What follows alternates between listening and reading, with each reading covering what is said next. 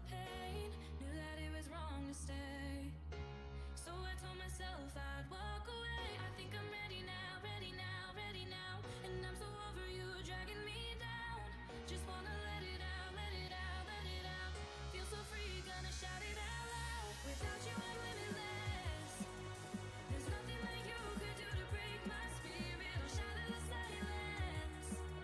Oh, I'm telling you that I am fearless. Without you I'm limitless. There's nothing that you could do to break my spirit or shatter the silence. Oh, I'm telling you that I am fearless.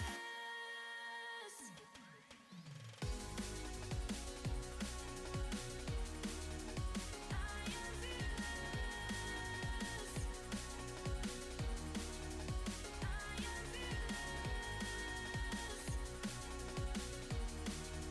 I am fearless.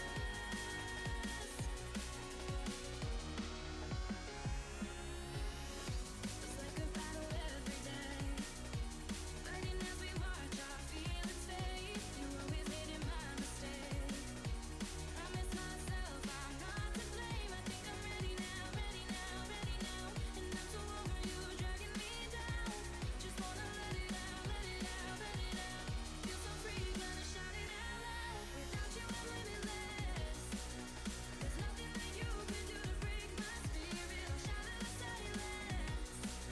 Oh, I'm telling you that I am fearless. Without you I'm limitless. There's nothing that you can do to break my spirit or shatter the silence. Oh, I'm telling you that I am fearless. I am fearless. I am fearless. I am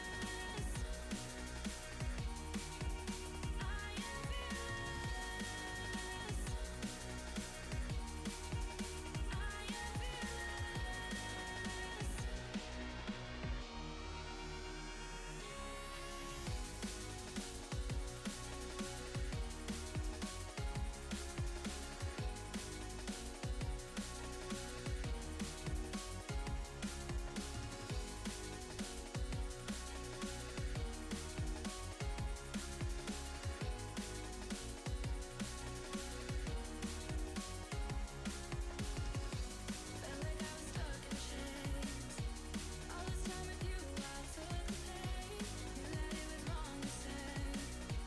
So I told myself I'd walk away. I think I'm ready now, ready now, ready now. And I'm so over you dragging me down. Just wanna let it out, let it out, let it out. Feel so free, gonna shout it out loud. I will shatter the silence. Oh, I'm telling you, I'm telling you.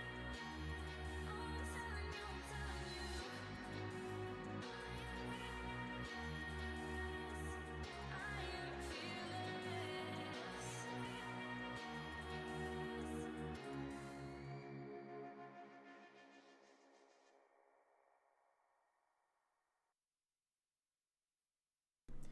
Welcome one, welcome all to PvE's Season 51, Week 4, Day 3 stream. I am your host for tonight's stream, AJay87, and I will be joined shortly after the first game by MaxLP80, who has some real-life things to attend to, but he'll be back in a little bit. So, in the meantime, we're going to take you through the first game of today's stream.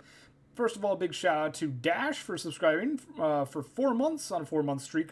Thank you very much, Dash. Anyone else wants to subscribe, go ahead and do so in Twitch chat. We are on August 30th of Season 51, and we are going to advance to the next day of the sim, that being August 31st, where we have our first and only primetime game of today's stream, that being Death Valley versus Vancouver. The Scorpions versus the Vandals.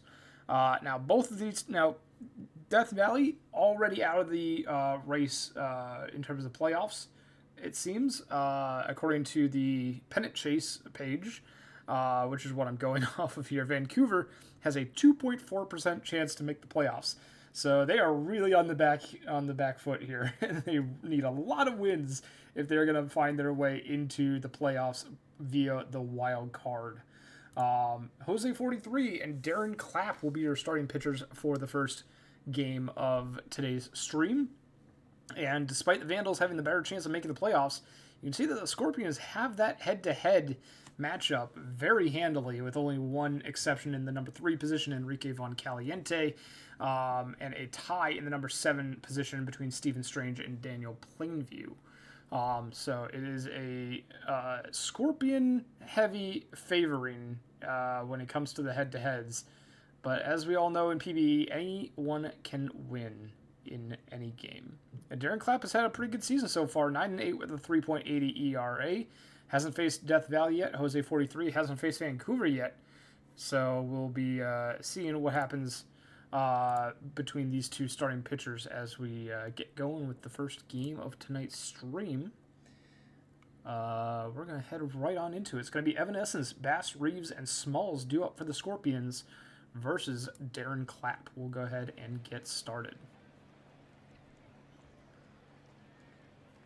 Let's go ahead and adjust this, this view here. Not exactly sure why it does this every now and then, but oh well. We could do the center field camera. I'm sure that that people would enjoy that. Evanescence starting things off with a what should have been a routine ground out to short, but that's going to be a throwing error against Brooks Walker. And Evanescence is going to wind up safe at second, making it to third easily on the single by Bass Reeves to center field. Reeves steals second with their 74th stolen bag of the season. They're the only one on the Scorpions team to have any stolen bases, and they have 74 of them. Smalls will strike out. Now it's Giannoulis. 2 runners in scoring position. Giannoulis strikes out on the 1-2 pitch. Now we'll bring up Lon Gnomes. Struck him out. And Darren Clapp will strike out the side after getting into a bit of a jam with 2 runners in scoring position. Strikes out the 3, 4, 5 batters in the Scorpions lineup to get out of it. Bottom of the first, Pierre Phillip will get on board with a base hit. Neither team will be no-hit today. Vandals are on pace for 0 stolen bases as a team for the 3rd straight season. Yeah, unless something crazy happens, it doesn't look like the Vandals will be stealing any bases anytime soon. Walker, the first out of the inning. Von Caliente will single to left to advance Phillip over to second. Berger strikes out. That brings up McLovin Jr. with 2 outs and 2 runners on. And a base hit to left, a little bloop single by McLovin Jr. will be enough to score the first run of the game. And an error on Smalls in left field throwing to the plate will advance both runners into scoring position. We have Gerrymander flying out to end the inning, but the Vandals strike first, 1-0. So the error does not cost the Scorpions anything. But the Vandals do get a run on the board. Lamborghini flies out to right for the first out of the inning. Plainview, deep drive to left, all the way back to the warning track is Phillip, and he makes the grab. Very close to a home run there for the Scorpions. That would have tied it up.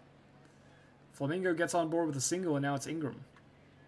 Ingram launches that one into left center. That one is a no-doubter. 2-run homer for the Scorpions. Chauncey Ingram puts them on the board. There's the home run alert. Struggling to find it a little bit. We're still in the top of the second. 2 outs. Evanescence draws a walk. Darren Clapp struggling here. Bass Reeves draws a walk as well. Lost quite a bit of control here.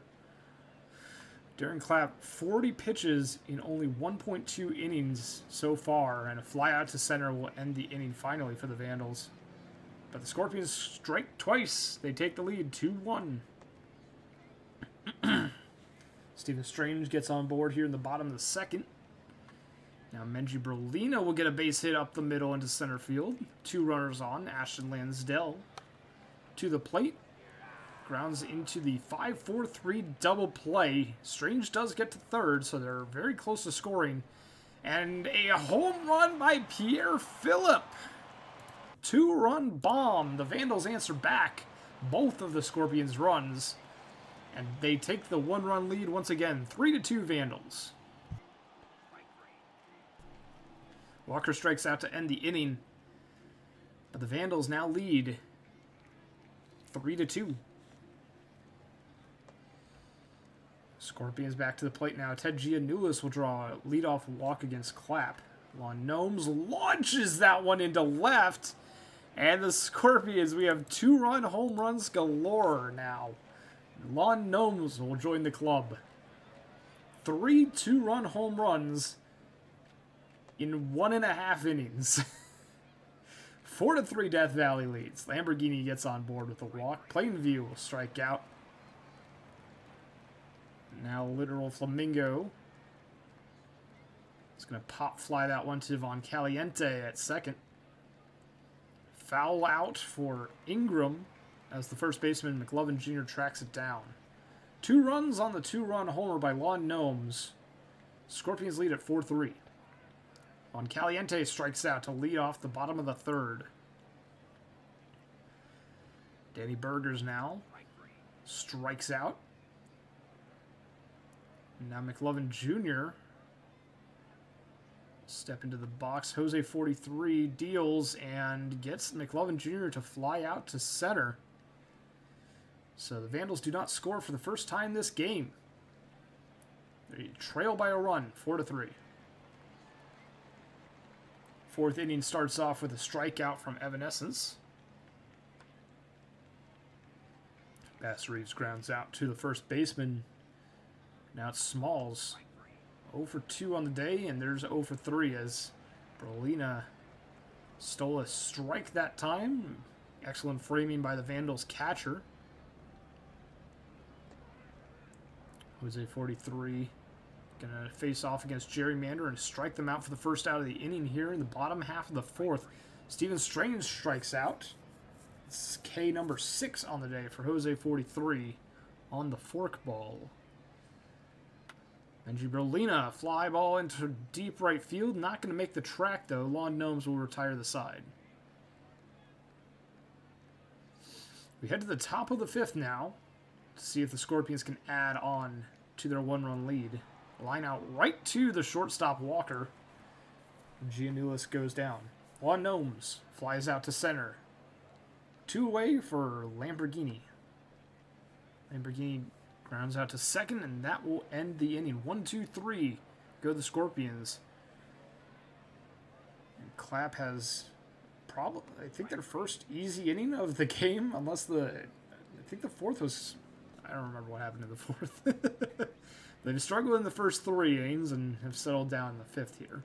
Peter Phillip on board with a base hit. They are 3 for 3 on the day today. 1 out single for Phillip, but they'll be taken off the base paths as Walker grounds into the fielder's choice. Von Caliente, a base hit into right, advancing Walker over to third. There was a play over there, but not in time. Fly ball to right, Danny Burgers flies out to end the home fifth. Vandals get 2 base runners, but no runs. Scorpions still lead by a run. Top of the sixth, Plainview flies out to left. Flamingo. Darren Clapp still pitching in this game. 5.1, now 5.2 innings pitched.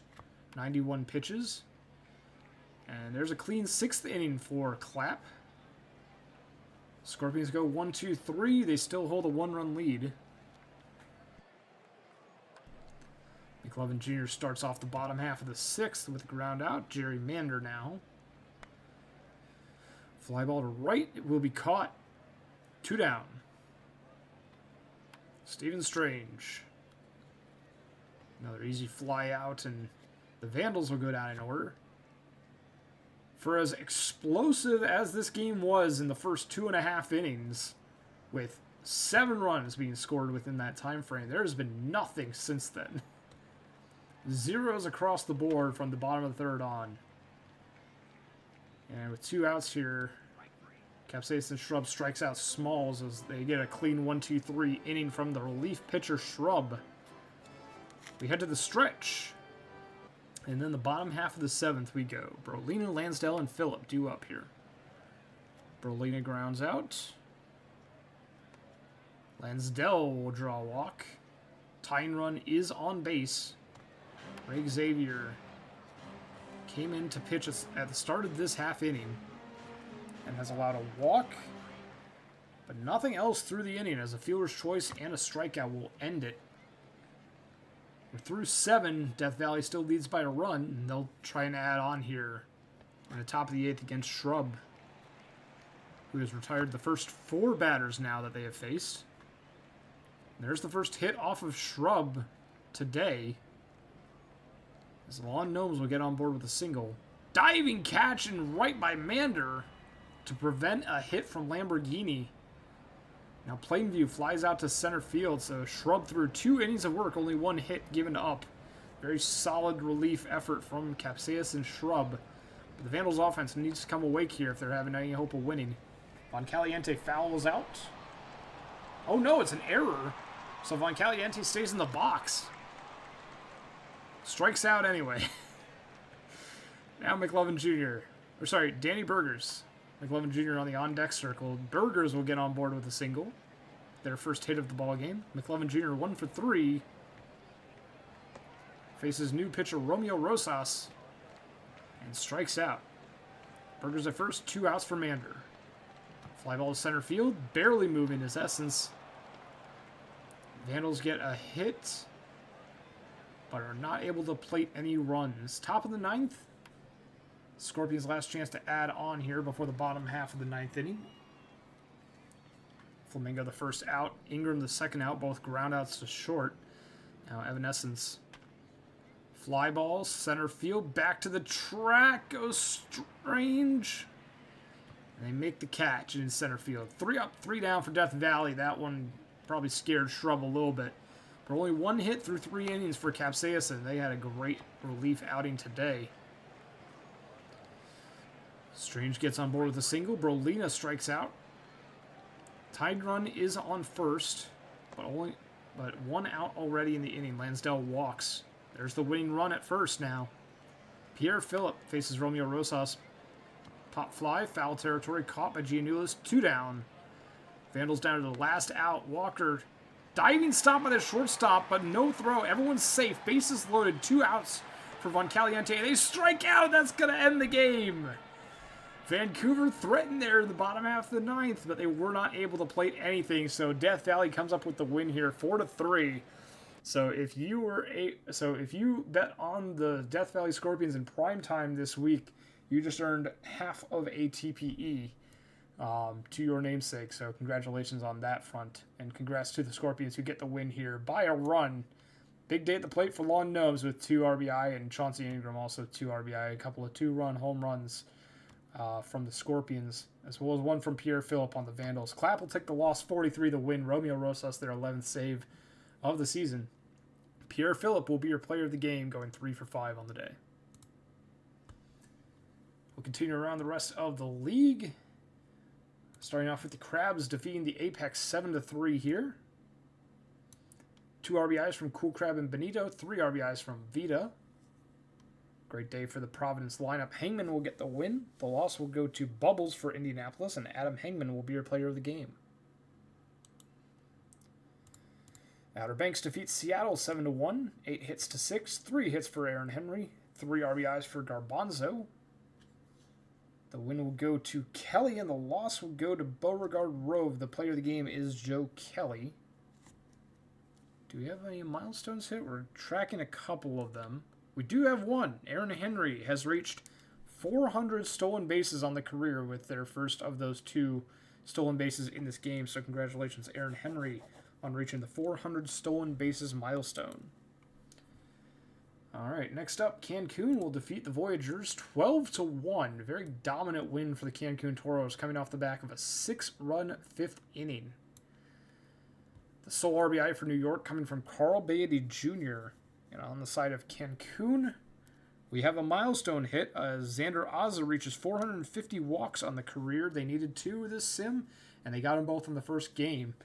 But they also have 2 RBIs, as well as Troy Murphy and Timmy Bendis. Nitro and Ohi Cow get 3 RBIs as Ohi Cow goes 3 for 5 on the day. Cali Cove takes the loss, Arcanum the win, and the player of the game will be Ohi Cow. All right, next up, the Boise Raptors defeat the Rougarous 7-6 in extras. 12 innings needed for this one. 5 RBIs on the day for T-Rex Dan, who goes 3 for 5 with 3 runs scored. Ziegler, 3 for 5 day at the top of the order for Boise. 3 RBIs for Ashley Joanna Williams on New Orleans, who goes 2 for 6. And then 3 hits for Steelflex and Brooks. Let's see. And the pitching, we go. The win goes to Lothbrock. Blown save to Goodman. Holds for Bakugo and Phantom on the side of Boise. Somebody will take the loss for New Orleans. And T-Rex Dan will be your player of the game. Manuel Bang will tie the New Orleans regular season extra inning game record for strikeouts with 5, unfortunately for them. Next up, Nashville defeats the Pathfinder 7-3, 9 hits to 8 on this one. 2 hits and 1 RBI each for Deathridge and Shadow on the side of Toronto. 3 RBIs for Moat Love. 2 hits and an RBI for Sakudo. Stoner will get the win. The loss will go to Ford, and Mo Love will be your player of the game. Demons defeat the Sloths here 3-2. We have 1 RBI days for Fresca and Jutha the Jew on the side of San Antonio with a home run from Jutha the Jew. For Detroit, 1 RBI each for Slamis and Williams. 3 of the 5 runs in this game all came off of solo home runs, with Williams, Slamis, and the Jew all getting 1. Aria will take the loss. Lure will get the win. Bell for the save. 17 on the season for them. And I think I said Lure will be your player of the game, but if I didn't, there you go. Lure, the player of the game. Buffalo defeats Lunar Base 4-3. What was it?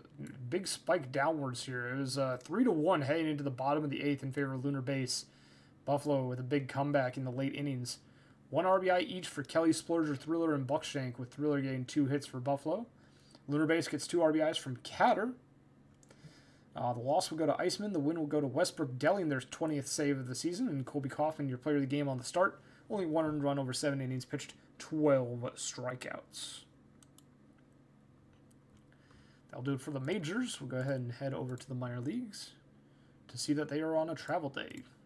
So we'll head on in to September 1st, where we have no majors games, but we do have a minor league game. And that is the Brew City Bears versus the State College Swifties. Majiro McQueen on the mound for the Bears. PKVS on the mound for State College. So this will be the... I guess it wasn't. Max and I were talking before the stream. Maximilian Porter not making the start on today's stream game, actually. We thought that was going to be the case. But it's Majiro McQueen getting the start for the Bears.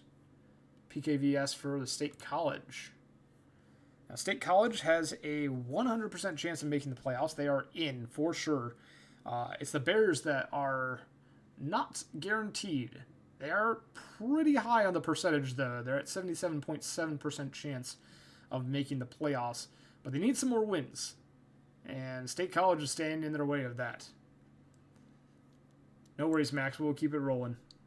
Whenever you get back, you get back. It's all good. Did Detroit win? Yeah, Detroit did win. Yep. So, Bears versus State College will be our second game of the day. Brew City, the away team, looking for a win to improve their chances at getting into the playoffs. State College, at this point, mostly looking for seeding. They want that first round bye that comes with the division championship. If they win the division, they get a first round bye. So State College is looking very closely at that. Currently tied with Florida, I believe, for that honor. Let me double check that. 64. Oh no. I was very wrong. State College 5 away on the magic number. They lead it. Florida Flamingos 8 behind. I was looking at the percentages of making the playoffs because Florida also has a 100% chance of making the playoffs. So we have the Bears and the Swifties. Excuse me. Hold on.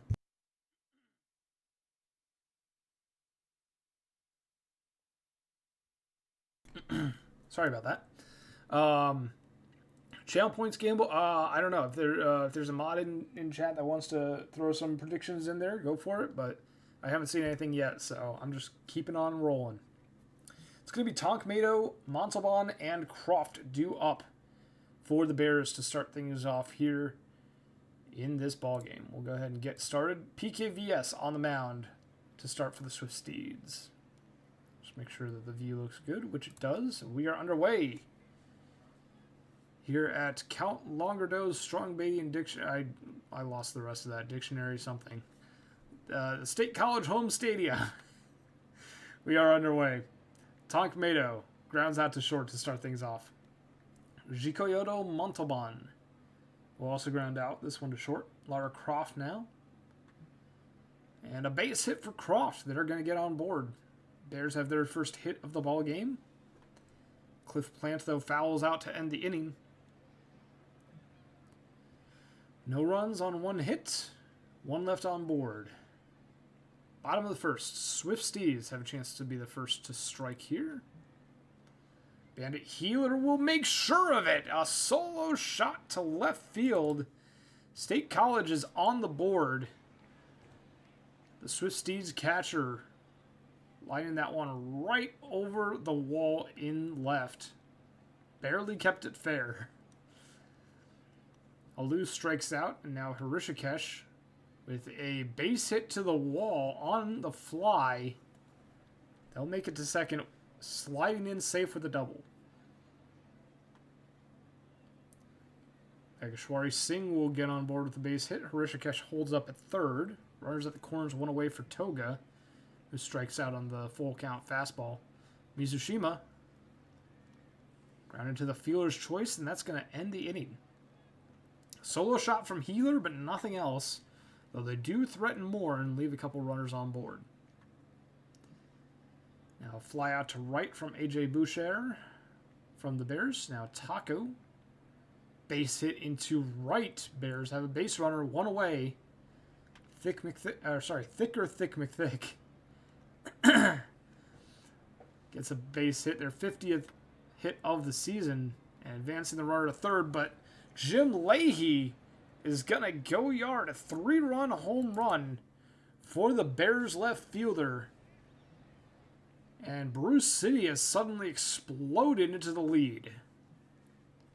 2-run lead for the Bears. And they might not be done. Jeff Bass gets on board. Tonk Mado will double him over to third. And now Montalban comes to the plate. 1 out, 2 runners in scoring position. Line drive, that's going to be out number 2. Safe at the plate is Jeff Bass. So another run comes home. It's 4-1. Foul out by Laura Croft ends the inning.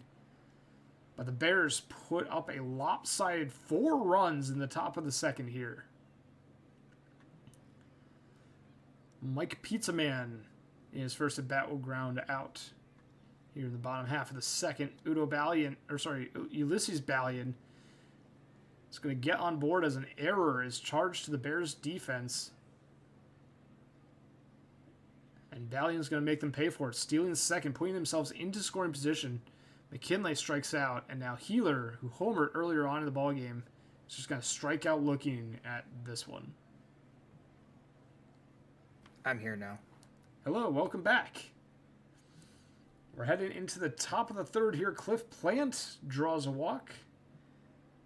AJay Boucher is going to get a base hit into right. Now it's first and second. Nobody out. Taco, the catcher, is going to draw a walk to load the bases. No one out here in the top of the third for the Bears. And a walk drawn by McThick will bring home another run. 5-1 Bruce City. Now Jim Leahy comes to the plate. They homered earlier in the ballgame. Home run. Tim Infinity takes to the mound. A fielder's choice will take a runner off the base paths and get the first out of the inning, but a run scores. 6-1. Jeff Bass strikes out. Now the leadoff hitter Tonk Mado is going to ground out to first to end the inning. Bears put up 2 more, and they lead by 5 as we head to the bottom half of the third inning. It's going to be Alou, Hrishikesh, and Singh due up against Majiro McQueen. Alou flies out to center. Hrishikesh now lines that right to Montalban for out number 2. Singh with a base hit to left. They're 2 for 2 on the ball game. And now Toga will ground out to second to end the inning. No runs across for State College in the third. They trail by 5 as we head to the top of the fourth. Montalban, a base hit up the middle. They're going to get on board with their first hit of the day. Lara Croft going to fly out to center field. Tagging from first is Montalban, and he's going to get there safely. I didn't think that was deep enough to advance, but Montalban took the risk and it paid off. Plant sacrifices Montalban over, but Boucher will ground out to end the inning and the threat. A risky play on the base paths almost pays off in favor of the Bears for a run, but they do not score in the top of the fourth. Mizushima grounds out. Now Pizza Man is going to get a base hit. They will be safe at first with a single. Balian now grounds it into the 6-4-3 double play. Great job by the Bears defense, the Bears infield, to make that happen. We head to the top of the fifth. Taco, sliding catch in right by Alou to make the grab. McThick draws a walk. One out, one runner on. That one's going to get away from the catcher. Wild pitch will advance the runner to second. Jim Leahy flies out to center field, not deep enough to advance the runner. Jeff Bass, a base hit. That's going to bring the runner to third. And now we have runners at the corners, 2 away for the leadoff hitter, Tonk Mato. Oh, but they strike out to end the inning. Bears still lead 6-1 as we head to the bottom of the fifth. Max, you want to take it the rest of the way? Yes, I will. Here is McKinley. McKinley will single to the left here. Leadoff single. 6-1 Brew City right now. Here's Healer. Healer, diving catch from Mato, 1 away. Alou will strike out. And Rishikesh will walk. He'll take a walk, so now it's runners first and second for Singh. Here's Singh. He walks, back-to-back walks. Bases are now loaded for Toga. Toga with a fly ball to center, and that will be caught, and they get out of the bases loaded jam. We go to the top of the 6. It's 6-1 Bruce City. So here's Montalban. Montalban ground to second. That's the first out. Here's Croft. Croft with a fly ball to center. It's caught by the shortstop. And then here's Plant. Plant will fly out the center. It's a 1-2-3 inning. We go to the bottom of the 6. It's 6-1 Bears. Budweiser in the pitch here, the Mitsuzima. That's a ground out to second. Here's Pizza Man. Pizza Man with a fly ball to center, and that's a diving catch from Bass, 2 away. Here's Ballon, ground ball to third to get out of it, 1-2-3. We go to the top of the 7th. It's 6-1 Bears. Boucher, Taco, and McThick here due up. Here's Priest's pitch. That's a ground ball to third. There's the first out from Boucher. Here's Taco. Taco the ground ball to third. Third baseman getting a lot of work here. Here's McThick. And McThick grounds it to short. Changing it up a little, but it's another 1-2-3 inning. We go to the 7th inning stretch. It's 6-1. Budweiser staying in here. The pitch to McKinley. Ground ball to third. That's out. Geez, sounds familiar. Here's Healer. Healer ground, and that's a base hit up the middle. Heading for second. It gets by the center fielder. That's an error. So runner at second. Here's Alou. Alou with a fly ball to right. It's caught. That's 2 down. Runner doesn't go, which will bring up Harishikesh. And he will strike out swinging. So we go to the top of the 8th. It's still 6-1 Bears.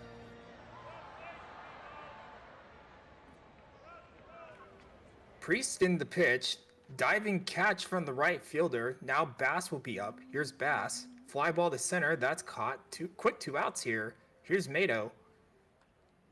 Mato ground ball to short, and it is the 3rd out. So another 1-2-3 inning. We go to the bottom of the 8th. It's still 6-1 Bears. AJay taking all the runs here. Here's De Nunez. Ground ball to second. That's in time. 1 away. Here's Toga. De Nunez's pitch is a line out the first. Nice play there. And then here's Mitsuzima, the fly ball to center. Does this have enough? No, it does not. It's another 1-2-3 inning. We go to the top of the 9th. It's still 6-1 Bears. Here's Montalban. And he checks his swing, but it definitely doesn't cash. 1 away. Here's Croft. Croft with a base hit to right. 1 out single here will bring up Plant. Plant follows with a base hit to right. Runner goes to third, so it's runners at the corners for Boucher. And that is a base hit. That scores a run. It's the first run since I've taken over. It's now 7-1 Bears. Runners still at the corners for Taco. Taco strikes out looking. Here's McThick. McThick ground ball to first to get out of the inning, but they do score a run in the top of the ninth. And they're up on State College 7-1. Dununez looking to close this out. Pizza Man with a fly ball to center. It's caught, 1 away. Here's Ballon. 1 away here. Ground ball to third. And it is in time for the second out. Last chance for McKinley. And that's a fly ball to left. It should be the third out, and it is. And the Bears win 7-1, and I keep my job on the Bears.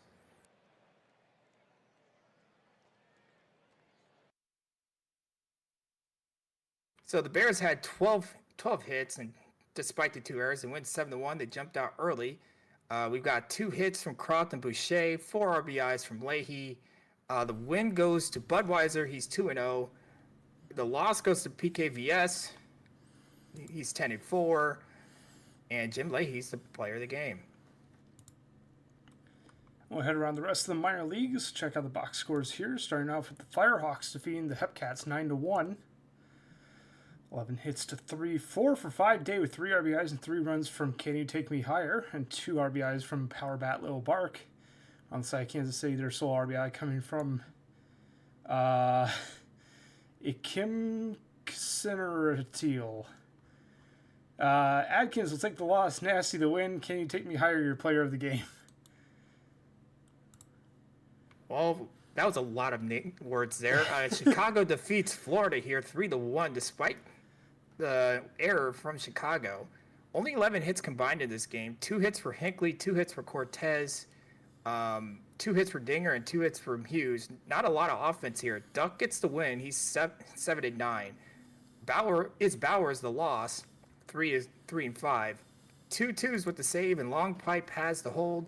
And Cy Duck, only allowing 1 run in 7 innings, is their player of the game. And next up, the Wheelers defeat the Ronas 2-0, out hitting them 11-5.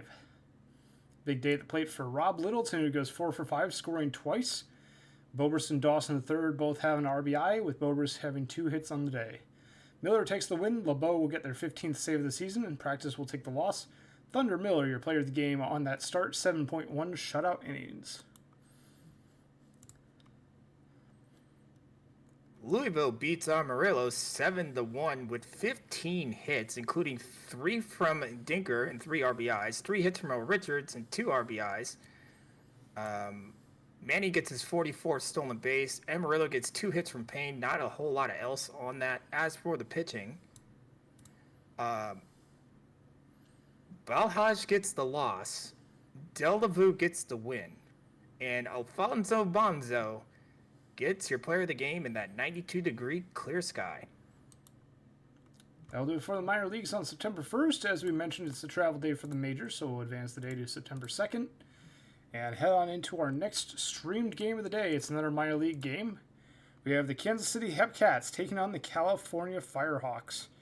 And Kansas City is, I believe, out of it officially. I don't know if they're officially out of it or not, but according to the pennant chase, they weren't even listed.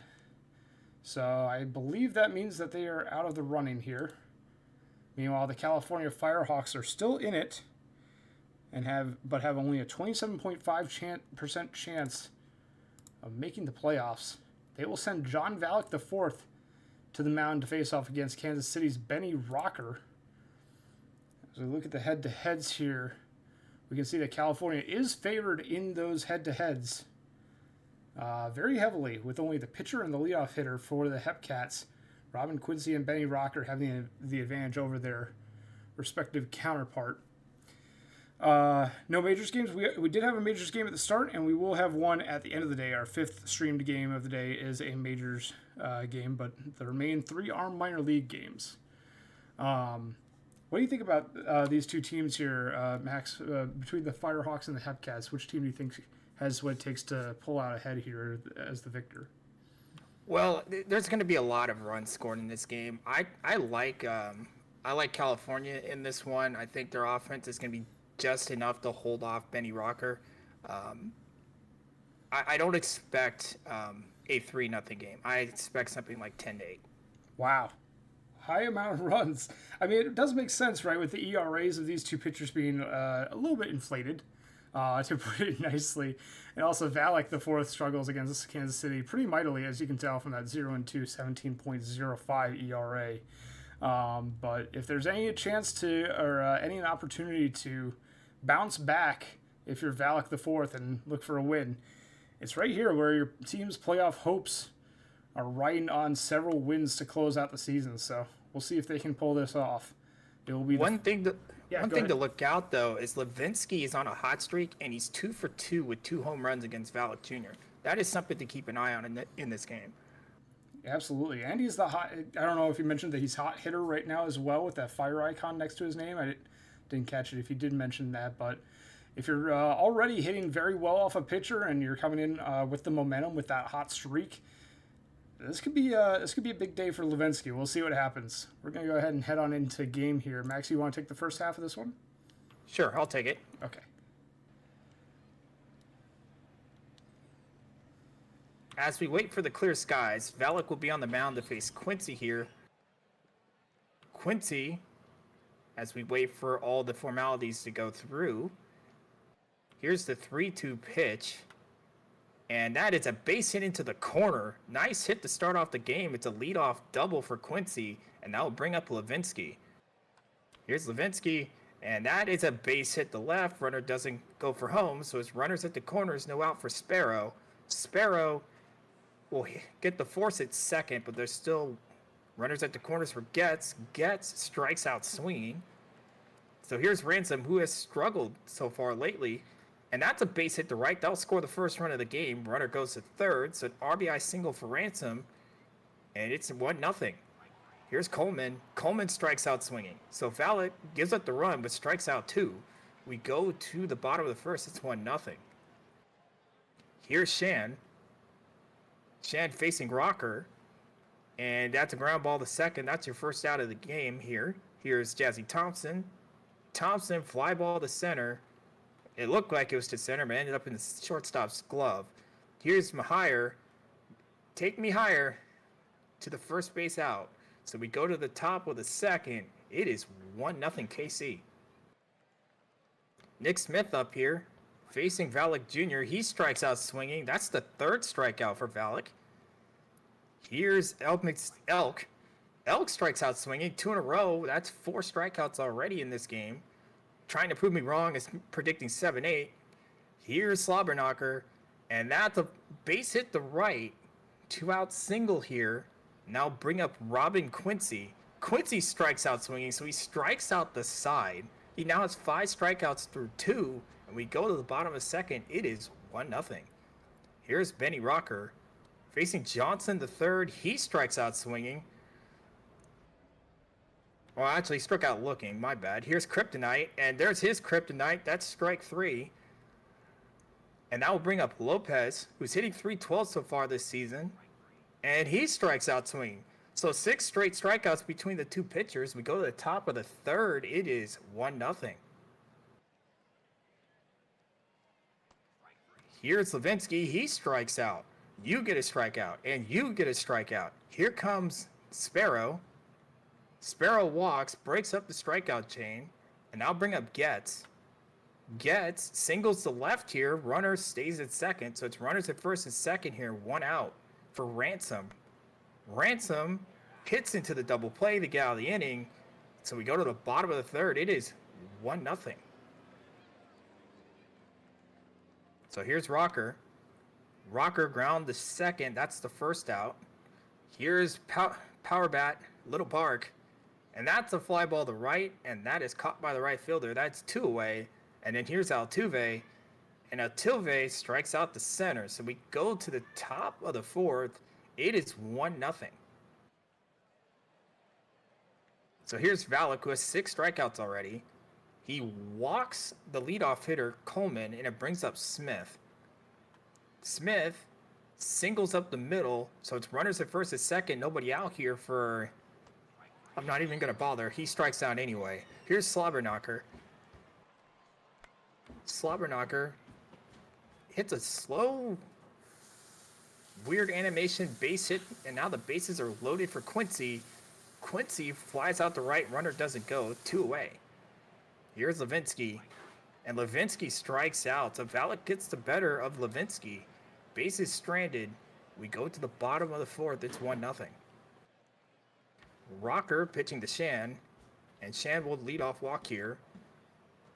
So it's back-to-back hot hitters here, and it's starting to show. Base hit up the middle. Runners at the corners for Mahier. You can take me higher. That's his 51st stolen base for Thompson. He strikes out looking. Here's Johnson the third. Ground ball to second. It's in time, but the run does score. It's 1-1. Kryptonite up. And Kryptonite will get a base hit, and that gives California the lead 2-1 on just 2 hits. Ouch. Here's Lopez. Lopez strikes out. That's the 5th strikeout for Rocker, I believe. So we go to the top of the 5th. It's 2-1 California. Here's Sparrow. Sparrow strikes out swinging. That's the first strikeout for 43, 24-7. Gets grounds out the short, so that'll bring up Ransom. Ransom strikes out swinging. That's the second one for 43-27. We go to the bottom of the 5th. It's 2-1. It being 2-1, the Firehawks will take to the batter's box to see if they can add on to their 1-run lead. Gus Beavers strikes out to start things off. One dog power bat Little Bark will fly out to right. Now it's Oso Altuve. Gets a base hit up the middle. Single for Altuve brings up the top of the order for the Firehawks. Revan Shan strikes out, though, to end the inning. 2-1 Firehawks as we head to the 6th. Big shout out to Bourbon Dad Games for subscribing with Prime for 4 months. Thank you very much. We appreciate it greatly. Andrew Coleman at the top of the 6th will fly out to start things off now. Nick Smith, the shortstop, grounds out to the Firehawks shortstop Kryptonite. Now Leatherneck Mike backwards twice will ground out to short to end the inning. Hepcat sent down in order. Score is still 2-1. Firehawks lead by a run. We'll see if they can add on to it as we head to the bottom of the 6th. Jazzy Thompson strikes out. Now, can you take me higher? Gets a base hit over the head of the third baseman. They're on board. Single from Mihire. Johnson III will walk, and now with only 1 out, the Firehawks have runners on first and second. New pitcher Kanye West enters the game. Dark's Kryptonite flies out to right center field. It's going to be Slobberknocker at center field, making the catch. Dante Lopez, base hit. The Firehawks add on another run. It's 3-1. RBI single for Dante Lopez. Gus Beavers grounds out to the pitcher, and that will end the inning. But the Firehawks expand their lead to 2 as we head to the top of the 7th. Slobberknocker grounds out to short. And the order turns over again for the Hepcats. Robin Quincy flies out to left now. David Levinsky, flies out to right. Only 1 for 4 day for David Levinsky, someone we touted as potentially having a big day at the plate. Maybe a bit of the streamer's curse coming into effect there. Error on the second baseman will allow Altuve to reach safely, it will allow Power Bat Little Bark to reach safely. Altuve singles them over to third. And that's going to be a wild pitch. Advancing Altuve to second and scoring Power Bat Little Bark to make it 4-1 California. Grounder back to the pitcher on to first. Safe, and now throw to second. Stolen base by Revan Shan. Jazzy Thompson, a base hit. That's going to bring home 2. A 2 RBI double for Jazzy Thompson, and the Firehawks just continue to add on to their lead. 6-1 California. Mihire grounds out, and Johnson III strikes out for the first 2 outs of the inning And now Jose O'Reilly comes in to pitch. Dirk's kryptonite draws a walk. Dante Lopez, that's going to be a passed ball as both runners advance. Lopez, though, lines out into left to end the inning. Firehawks get 3 runs on 3 hits and an error, leave 2 runners stranded, and expand their lead. It's 6-1 California. We head to the top of the 8th. Sparrow flies out to right. Now Getz is going to ground out to the third baseman. Top of the 8th, 2 outs. Ransom will strike out. And the Hepcats go down 1-2-3. Not what you want to see as a Kansas City fan, because Kansas City is now going to have to score 5 runs in the top of the 9th just to stay alive. Beavers with a double, possibly more if the Firehawks can add on here in the bottom of the 8th. They're in good position to do so with a runner in scoring position and only 1 out after the strikeout by power bat Lil Bark. Altuve grounds out to second, but it will sacrifice the runner over. Shando strikes out to end the threat. Kansas City needs 5 just to tie it here in the top of the 9th. Firehawks just need 3 outs. They will walk away with a win. Base hit for Coleman starts off the Hepcats on the right foot. Tahini Lord, the new pitcher. Nick Smith draws a walk. First and second. No one out. But a 6-4-3 double play will be the first 2 outs of the inning, and Slobberknocker will strike out to end it. 6-1 California with a very solid win here. Taking control in the 4th inning, expanding control in the later innings, and holding on through the end of the game.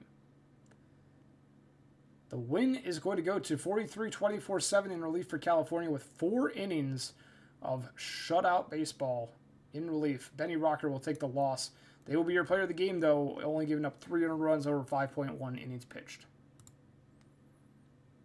Keep in mind, California was hitless through 3. This is true, yeah. So Puerto Rico shuts out Anchorage 3-0 in an unlikely result here. Their 28th win of the season. We've got 3 hits for So and an RBI, including his 13th home run of the season. Francois gets the win. He's 3-13. LBG gets the hold for his second, and Poisoning gets the loss. He's 10-8. And Jean-Jacques Francois Jacques Jean is your player of the game. I just wanted to say that. It's a fun name to say for sure. The Dillos will get the win over the Lemurs 6-2, 14 hits to 7. 3 hits, 2 RBIs for Alpha Nerd on the first base side for Louisville. The Dillos, 3 hits, 2 RBIs for Commander Warsmoke, and 2 hits, 1 RBI for Payne. Johnson will get the win. Hi, my name is will get the loss and the blown save, both in relief for their respective teams. And Commander Warsmoke will be your player of the game. Hey, we win a game. Bruce City defeats State College 12-5. Jumped out 8-0 early. We've got 3 hits for Boucher, 2 RBIs. We've got 3 RBIs for Plant. We've got 2 hits, 2 RBIs for Taco. Tornado is now second in single season stolen bases. He stole his 86th base in this game.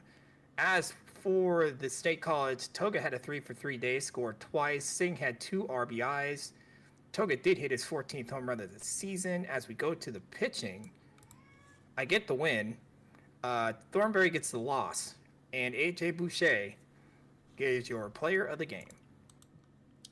Now we got a little bit of time before our next stream game. We got 2 quick sim games between, or 2 quick sim days in between the day that we're on and that streamed game, but we do have a prediction up. It's over under 18.5 total hits for California versus Chicago. If you want to try and gamble your channel points, you might want to do so now before you forget. Kingpins will defeat the Flamingos for the last minor league score of September 2nd. 7-6 is the final. Flamingos attempted a comeback there in the bottom half of the 9th inning. Unable to finish it off, though. 2 RBIs for Althouse, 3 RBIs for Hunter. On the side of Chicago, 2 RBIs each for Dog and Tejada, and 3 runs scored for Cheech. Wiggins will take the win, Legend the loss, both on the start for their respective teams. Crony the save, and Big Cheech will be your player of the game. That will bring us up to the major leagues. And my major league team, Outer Banks, defeats Toronto 9-5 with a combined 24 hits from the two teams, including 4 hits from Khan and 5 RBIs to lead the way for Outer Banks. Khan also hit his 20th home run of the season. As for Toronto, Hernandez had 3 hits, 2 RBIs, as did Bolt. Bolt also had 2 doubles, and so did Hernandez. As for the pitching, Random gets shelled for 8 runs and hit with his 17th loss of the season. Johnson with his win, he's 11-3, and Scram gets his 9th save. And Okada Khan is your player of the game. Next up, the Surge defeat the Raptors 6-4, 12 hits to 11. 3 RBIs on the side of Buffalo for Kerry Kelly, who goes 2 for 3. 2 hits, 1 RBI each for Thriller and Tomlin on the side of the Surge. For Boise, 2 hits, 1 RBI for Ziegler and Bonga, their number 1 and 2 hitters. A ball will take the loss for Boise. Toll Trade will get the win for Buffalo. Winalito and Madsen get holds, and Delling will get their 21st save of the season. Kerry Kelly will be your player of the game.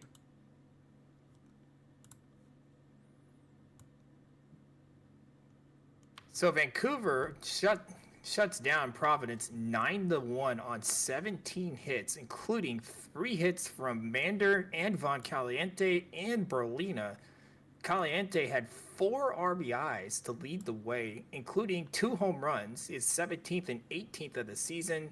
As for Providence, they did get 2 hits from Fern and Carew, and they did get an RBI from Vita. But as it stands, Tatum gets his 9th win of the season, only allowing 1 run in 5 2/3 innings. The posting gets the loss as he got posted up for 6 runs. As for the player of the game, it's Enrique Von Caliente. And next, I forgot to check something. Okay, we're good. Next up, San Antonio Sloths will defeat the Voyagers 5-2, 6 hits to 5, 2 hits, 1 RBI for Sabotage on the side of New York, 2 hits, 1 RBI for Trantow on the side of the Sloths. Judith the Jew with 2 hits, 2 RBIs on the day as well. Glorbenspiel gets the win on the start, only 1 earned run over 6 innings. Kelvin Gausman will take the loss for New York, and Starburn's Glorbenspiel will be your player of the game.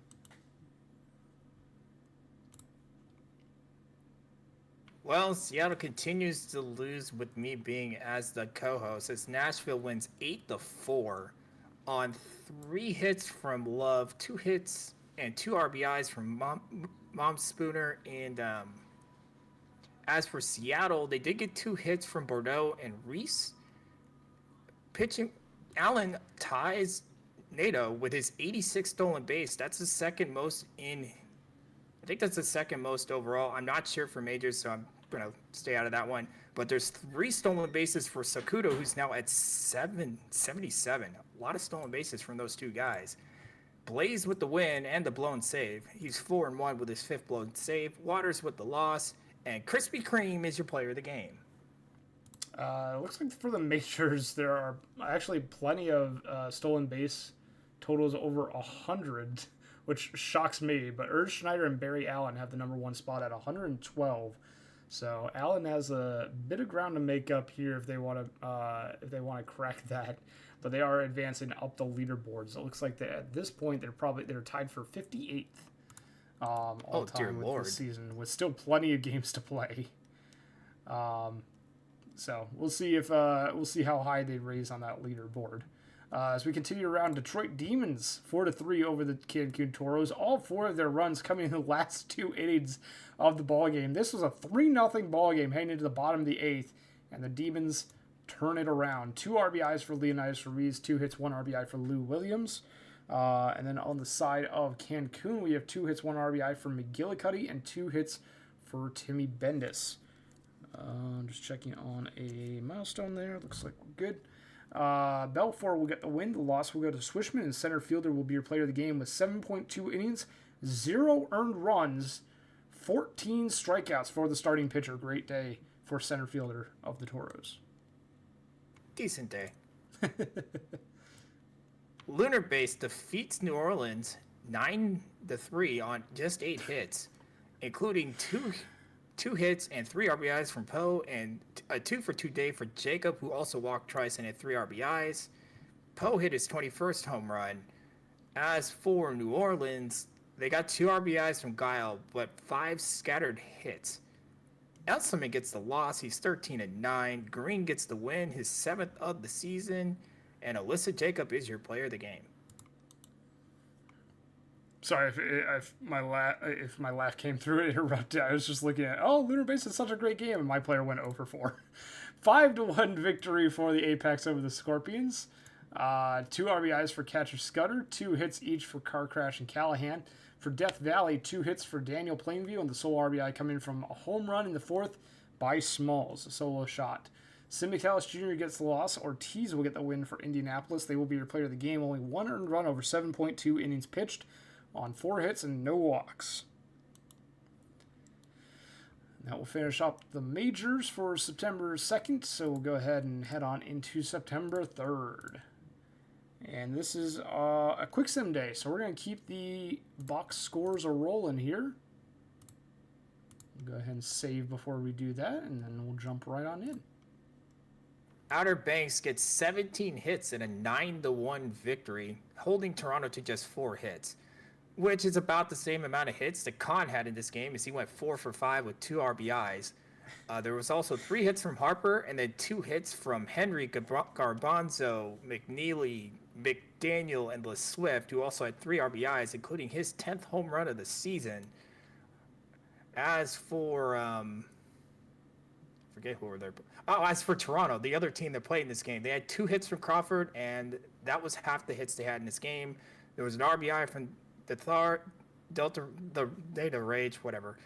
As for the pitching, Jiwoo gets the win, Schramm with the hold, Stryker Jr. with the save, and Benico gets the hard luck loss. He only had 2 earned runs in the loss.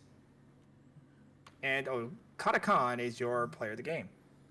Something else to add here, we have another milestone hit. Aaron Henry has reached 600 runs on the career with their first of 2 runs in this ballgame. So congratulations, Aaron Henry, on reaching that milestone. We'll continue around. The Buffalo Surge, an 8-7 victory over the Boise Raptors, 15 hits to 11. We have 2 RBIs on a 4 for 5 day for Splorger, and 3 RBIs on a 4 for 4 day from J.C. Tomlin on the side of Buffalo. For Boise, 3 RBIs for Callahan, 3 hits for Ziegler. The win goes to Madsen, the loss goes to Bakugo. Phantom blows the save, and J.C. Tomlin will be your player of the game. And shout out to Moose Coop for subscribing with Prime for 41 months on a 5-month streak. Thank you very much. Providence jumps on Vancouver 13-5 with 4 RBIs from Alou, 3 RBIs from Vita, including his 29th home run of the season. As for Vancouver, they got a 3-hit day from Phillip with 2 RBIs, a no-hit 2 RBI day from Mander, and 2 hits from Landstuhl. Alou gets 3 more stolen bases. He is now up to 95 for the season. Meta gets the win. Mudboat gets the hold. Alessio with the save. Beans gets the loss. And Philip Alou is your player of the game. And thank you to Punk for subscribing with Prime, subscribing for 29 months. Much appreciated, Punk. And we're on a hype train. We are on a hype train. So if you want to sub, gift, or use bits to get to the next level, unlock some emotes, please do so.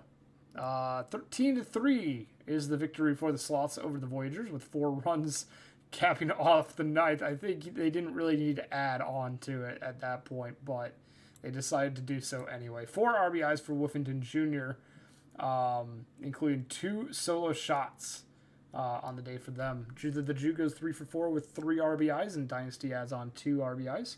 For New York, 2 hits, 1 RBI for Seb Otage. The win will go to Boss III. The loss goes to Choi. Both starting pitchers gain the decision in this one. Woofington Jr. will be your player of the game for this one.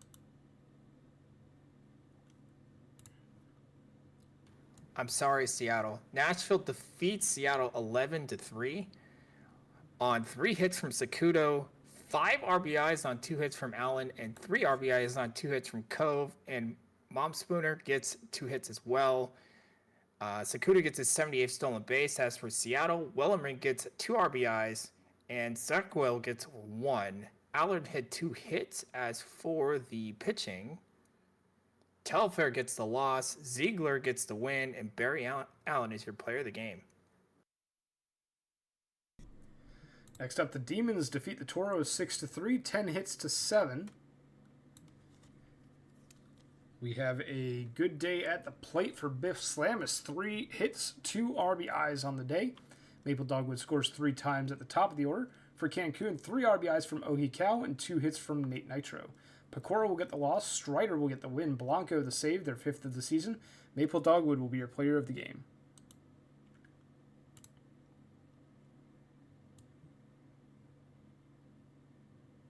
Oh, it is me. New Orleans defeats Lunar Base 9-5 with 6 runs in the second.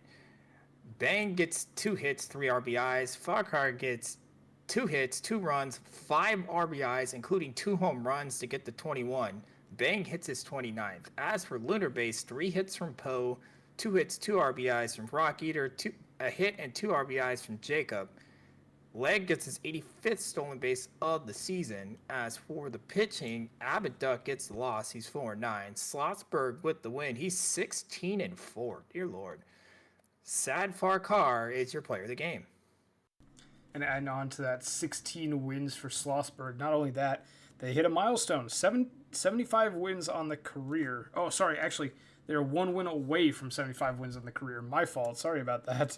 Slotsberg very close to reaching that milestone. So if they get win number 17 this sim, we'll see another milestone hit. Next up, Death Valley Scorpions 5-2 over the Apex is the victory here. Big shout out to Webby for the bit and JBE Strad for gifting a tier 1 sub to Nuki Volo. Thank you very much, JBE Strad. We're going to continue on 5-2 victory for the Scorpions. 2 hits, 1 RBI for Callahan on the side of the Apex. 3 hits, 1 RBI for Smalls and Denstro on the side of Death Valley. Bumus gets the win. Rosas their 12th save of the season. Cranepool takes the loss. And always a Bumus, your player of the game. And another gifted tier 1 sub for JBE Strad to Dax Platinum. Thank you very much, JBE Strad. We'll head over to the minor leagues now to quick sim this set of games as well.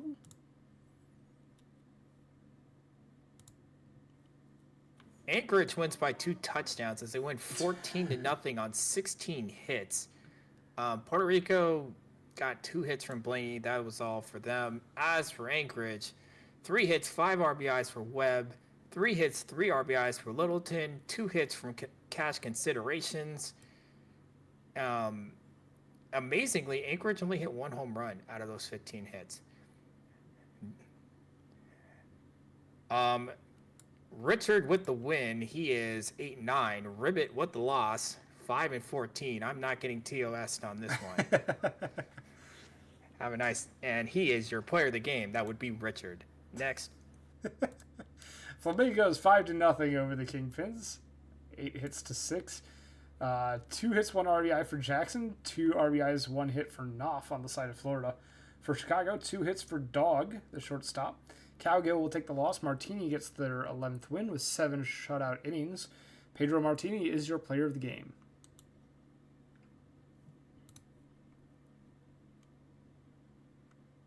State College beats Bruce City 4-1 with 4 runs combined in the 6th and 7th innings.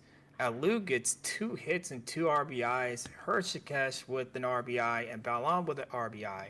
As for Bruce City, Boucher gets two hits. Mathick gets 2 hits. Mato gets his 87th stolen base, so he's now 2nd all-time in minor league stolen bases. I do have that because I was looking at our locker room. As for the actual pitching in this game, De Nunez gets a loss. He is 3-12. Caspace with the win. He's 7-1. And Priest gets his 14th save of the season. And Chicken Nudes is your player of the game. Next up, the Lemurs defeat the Dillos 5-4. We have a 2 RBI day for Kwanzaa on the side of Louisville. For the Lemurs, for the Dillos, 3 for 5 day with an RBI for Commander Warsmoke and 2 hits, 1 RBI for Hughes. Blahaj will take the loss. The win will go to Dulavu, improving to 8-5 on the season. Harold Smith, the starting pitcher for the Dillos, will be your player of the game with the no decision. 1 earned run over 6 innings pitched. Good day on the mound for Harold Smith.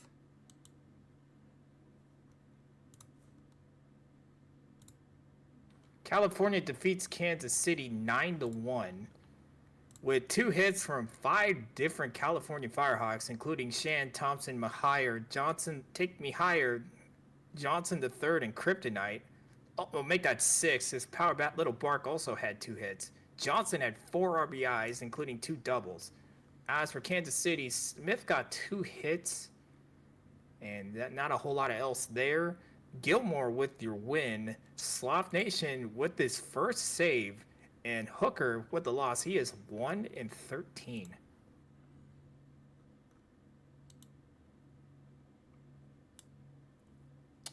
All right, that will finish up September 3rd. So we'll go ahead and advance the day. There are no games on the schedule for the minor leagues, but we will head over to the major leagues. They have no games as well. Never mind. Moving on. September 5th, our next streamed game of the day will be the California Firehawks versus the Chicago Kingdoms. If you're a Firehawks fan, you are very happy to be tuning into this stream as we have 2 Firehawks games live for you here.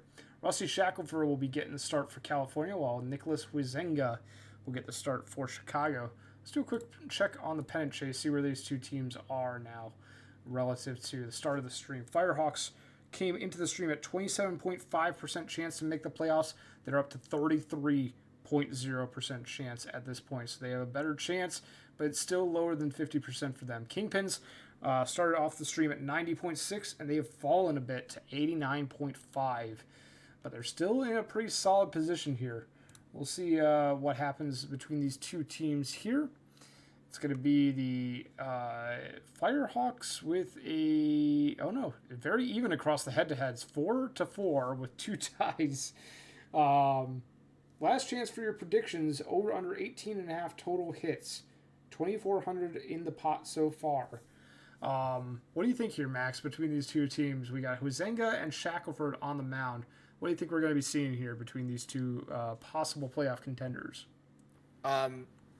Given that I'm a Bruce City Bear, I kind of want California to win this game. But now looking at this unbiased, I still like California in this. I think they got the better pitcher in Shackelford. Also, you got to watch out for Take Me Higher. He is on a hot streak, and he's 3 for 3 against starting pitcher Nicholas Huizenga. Can you take me higher? Potential good day at the plate against Huizenga, but we saw how that worked for Levinsky in the last game, so we'll see if Mihire can prove us wrong in this one. We got, was that a hype train emote in the chat from Punk and JB Strad, I think? I'm assuming that that's what that is. Was that emote unlocked from the train? I believe so, and I didn't know Kirby switched life forms over here. It does have the Kirby mouth inhaling food. I don't know who that is or what that is, but I does not matter too much, I guess. I think we're gonna head on into game here with Shackelford and Huizenga on the mound. I'll go ahead and start us off with this one, and Max, you'll take the back half. Does that sound good? That sounds good to me. All right, we'll keep alternating then. Starting off with Revin Shan, Jazzy Thompson, and Can You Take Me Higher for the Firehawks against Huizenga. Huizenga 4-13 on the season, 6.07 ERA. Not too good of a season, but looking for a much better outing today. Quick ground out by Revin Shan. Thompson will line out to Decanter, who dives for that one. Mihire on board with a single. There's the first hit of the ball game. Johnson III grounds out to short, and that will end the inning. Firehawks get a hit from Mihire, but nothing else. Bottom of the first, the Kingpins get their first look at this one. Cortez, Marcus, and Ryson due up for Chicago. Victor Cortez on the board with a single. Aiden Marcus now watches as Cortez is going to steal second base, their 58th of the season. Aiden Marcus pop flies that one to short for out number 1, and now Ryson will fly out to left for the second out. And what is going on at third there? That was a bullet of a throw to third base before Cortez even got halfway to third. The ball was already in the glove of the third baseman. Base running mistake there from Cortez. Maybe should have backed up to second, but that will end the inning for Chicago. Now with 2 quick outs for the Firehawks, Gus Beavers will get on board with a walk. Power bat Little Bark will fly out to right center field. The center fielder Cortez will take care of that. And that will end the top half of the second. Mikey Hinckley due up for the Kingpins. Right fielder flies out to right field. And that will bring up Dylan Penley. Penley flies out. 2 quick outs from the Kingpins lineup. And now Cheech will fly out as well. This one to center. 2 to right, 1 to center. 3 up, 3 down goes Chicago. Next up at the top of the third, Tejada will make the catch at first to retire Altuve. Revan Shan will get on board with a single, though. Their first hit of the day. Shan off for second, and they will have their 56th stolen base of the season. And safe at first is Jazzy Thompson beating out the infield single. Now runners at the corners with 1 out for Mihire. Line out to left will retire the batter, but Shan will score from third, tagging up and making a 1-0 California. The ground out by Johnson III will end the top half of the third inning, and we go to the bottom half. We'll see Dog, Decanter, and Tejada for the Kingpins against Shackelford. Summit Dog is unable to beat out the throw there for the potential infield single. Instead, just grounds out to the first baseman. Decanter grounds out to the left side. And Tejada will have a fly ball up the middle all the way back to the track. Goes Altuve. They make the catch. 1, 2, 3 go the Kingpins. Inning is over. California still leads 1-0, and they have a chance to add on to their lead, and they will with the 4th pitch of the inning. A big home run from the California shortstop, Dirk's Kryptonite. Doubles the lead for the Firehawks, 2-0. Lopez draws a walk on the 3-1 count, and now Gus Beavers. Fly ball into center, it's deep. As Cortez is going to make the catch. Or no, that's going to go as an error on Cortez. Beavers gets to first, but gets thrown out in the double play that grounded into by power bat Little Bark, and Altuve grounds out to end the inning. What a weird inning that was. I thought that was a catch for sure in center field, but apparently not. We head to the bottom of the 4th. Kingpins with the top of the order due up. Cortez now 2 for 2 with a single here. A line out by Aiden Marcus is the first out on the board for this half inning. Cortez steals second, 59 on the season for them. Aaron Ryson strikes out. Now Mikey Hinckley, slow roller to the shortstop. Plenty of time for them to make it to first. Runners at the corners, 2 away for Penley. Fly ball, center field, barely moving is Altuve. Inning is over. 2-0 California. We head to the top of the 5th. Top of the order for the Firehawks. Revan Shan 1 for 2 on the day. 1 for 3 after the strikeout.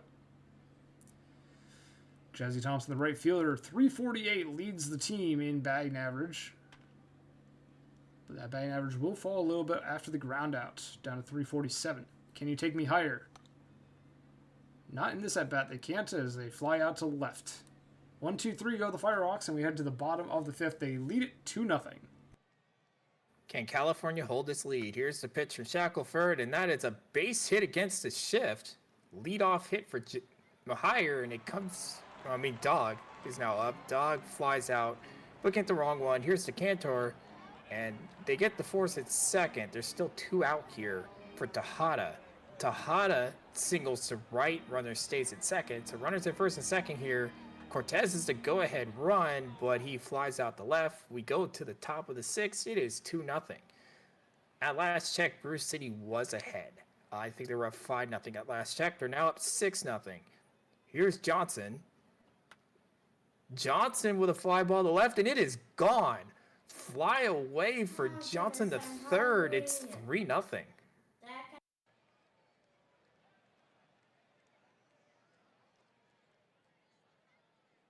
Here's Kryptonite. Kryptonite walks. The check did cash. Here comes Lopez. Lopez with a fly ball to left. It's caught by the left fielder. Went away.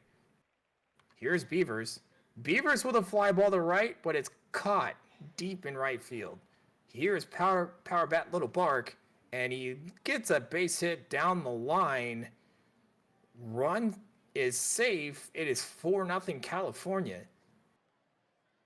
Here's Altuve. Altuve strikes out looking, and we go to the bottom of the 6th. It is 4-0 California.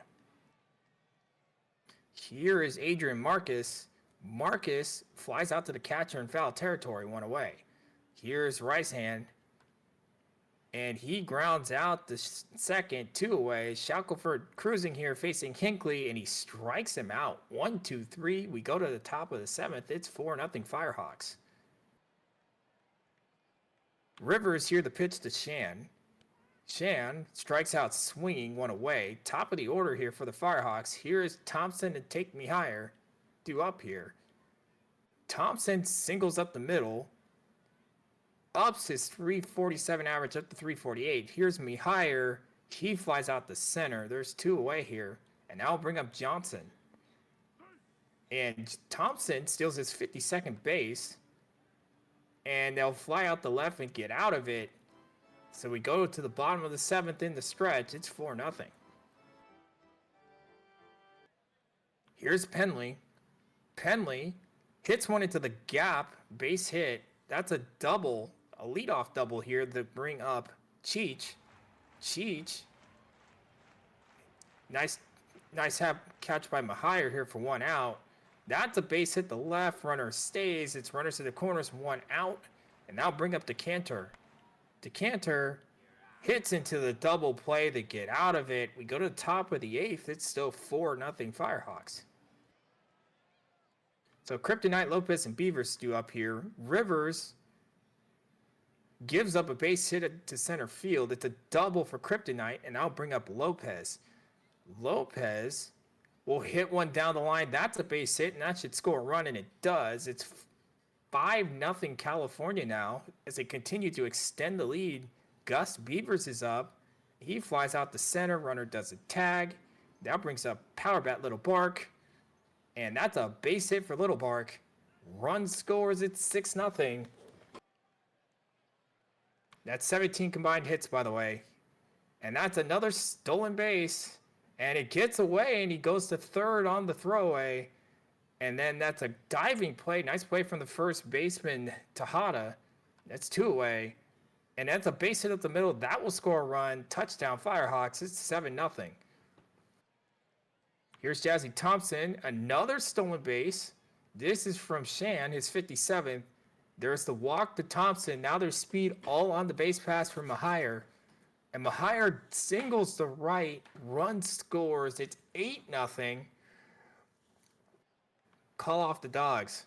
Here's Zach Johnson the third. And that's a ground ball to first, and mercifully they get out of it, but not before California scores 4 in the 8th, and they're now up 8-0 going into the bottom half of this inning. Here's Tejada. Tejada will single up the middle. That's a base hit. That's our 8th of the ball game. We are now in the over for hits. That's a ground ball, and that's a force at second. Cortez reaches on a fielder's choice. Here's Marcus. Marcus gets thrown out at first, another fielder's choice. And Rice Hand strikes out swinging. We go to the top of the 9th. It is 8-0 California.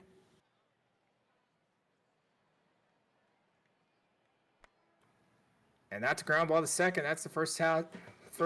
Here comes Lopez.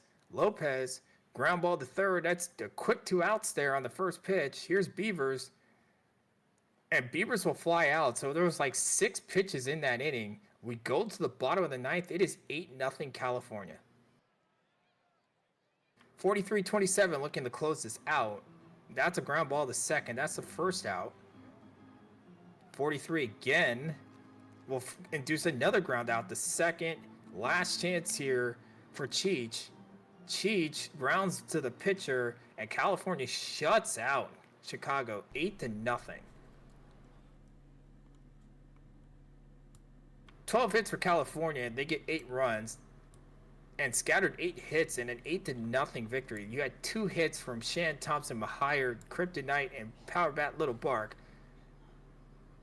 They had 4 stolen bases and induced 2 double plays. As for Chicago, they only got 2 hits from Tejada and Cortez, and you know they didn't score any runs. Shackelford gets the win. Huizinga gets the loss despite only giving up 2 earned runs in 5 innings. And Shackelford is your player of the game with 7 2/3 shutout innings. We'll head around the rest of the box scores. Starting things off, we'll have the Wheelers defeating the Swift Steeds 18-6, a 10-run 5th inning. Boy, this would have been a fun one to cast, but at the same time, I'm a little bit glad we didn't because that would have taken a long time. 3 RBIs each for Pass, Littleton, Dawson III, Comau, and considerations all on the side of Anchorage. And then 1 RBI on 3 hits for Mizushima and 1 RBI on 2 hits for McKinley on the side of State College. McGoatface gets the win. Lopez will take the loss. Zen Bobrist will be your player of the game for this one. 3 for 4 day with 2 RBIs and 2 runs scored, as well as a walk for the left fielder. Bruce City continues to make a playoff push as they win this game 7-4, scoring 7 runs within the first 5 innings. Montalban with 2 hits, 2 RBIs. Plant with 2 hits. McThick 2 hits, 2 RBIs. Montalban hits his 15th home run, and Mato steals his 88th stolen base. For Kansas City, they got 2 hits from Levinsky and 2 RBIs from Sparrow. Alvarez with the win, he's 7-3. De Nunez with the hold, his 6th. Van Helwyck with the save, his 4th. And Bishop with the loss, he is 4-8. Despite having an ERA under 4, Montalban is your player of the game. Next up, the Dillos will defeat the Flamingos 9-8 in a walk-off 2-run homer by Walterson in the bottom of the 9th. Dillos fans got some excitement here today. 4 RBIs on 3 hits for Walterson, 4 hits and 3 RBIs for Commander Warsmoke, and Monster goes 4 for 4.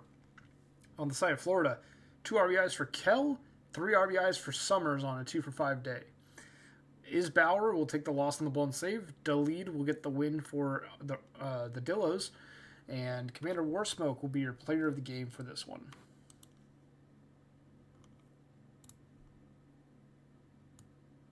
Louisville defeats Puerto Rico 8-0, holding Puerto Rico to just 3 hits. Richards had 4 hits, 4 RBIs. Moore had 3 hits and 2 RBIs. As for Puerto Rico, they only got 3 hits. Rubbish with the win, he's 10-9.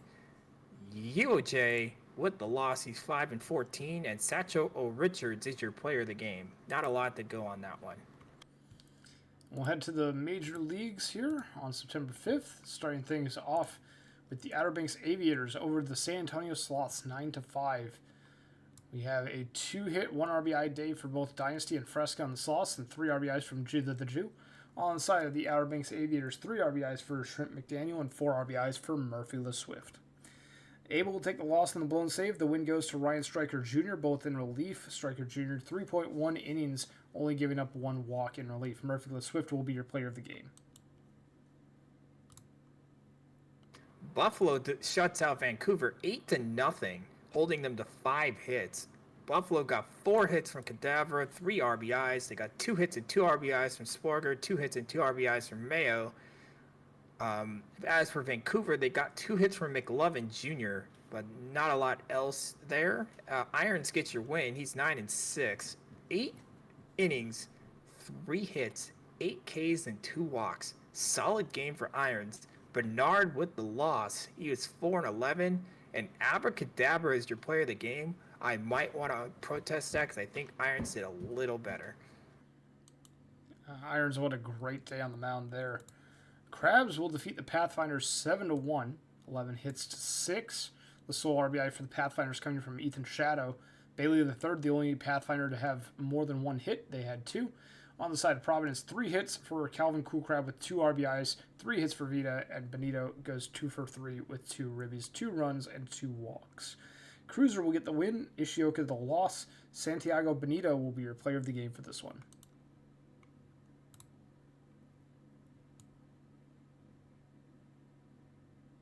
New York defeats Boise 6-1 on 10 hits, including 3 from Taz and Otage. Otage had 4 RBIs, including his 30th home run of the season.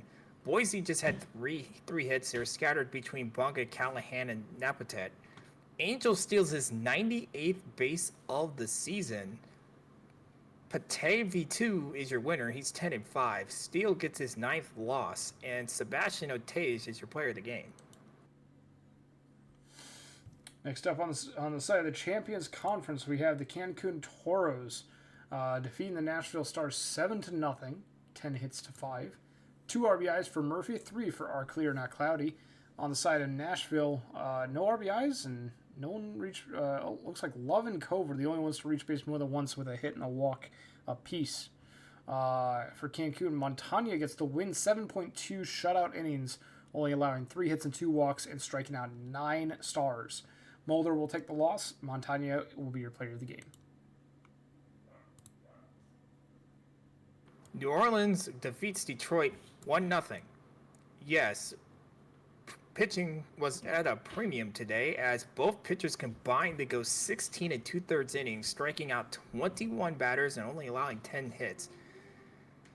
As for the only RBI of the game, it came on a Randberg double I believe in the 3rd. Abernathy gets the loss. Tough luck loss in the complete game, 12-9. McForty-3 with your win, his 14th of the season. Tank with the save. He only needed 1 pitch to get his 19th save of the season. McForty-3 is your player of the game. At that point, just let him go for the complete game shutout. I keep saying this on every stream.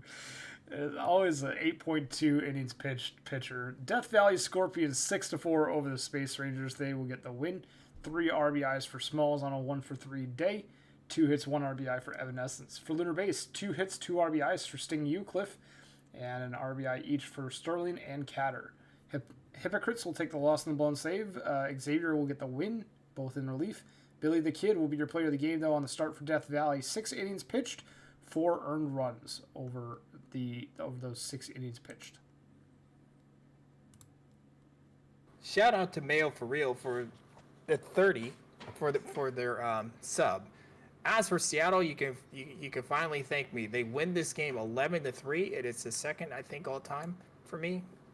Wellerman, 3 hits, 4 RBIs. Hoodland Havoc, 2 hits, 2 RBIs. Arenado, 3 hits, 4 RBIs for Seattle, including his 13th home run of the season.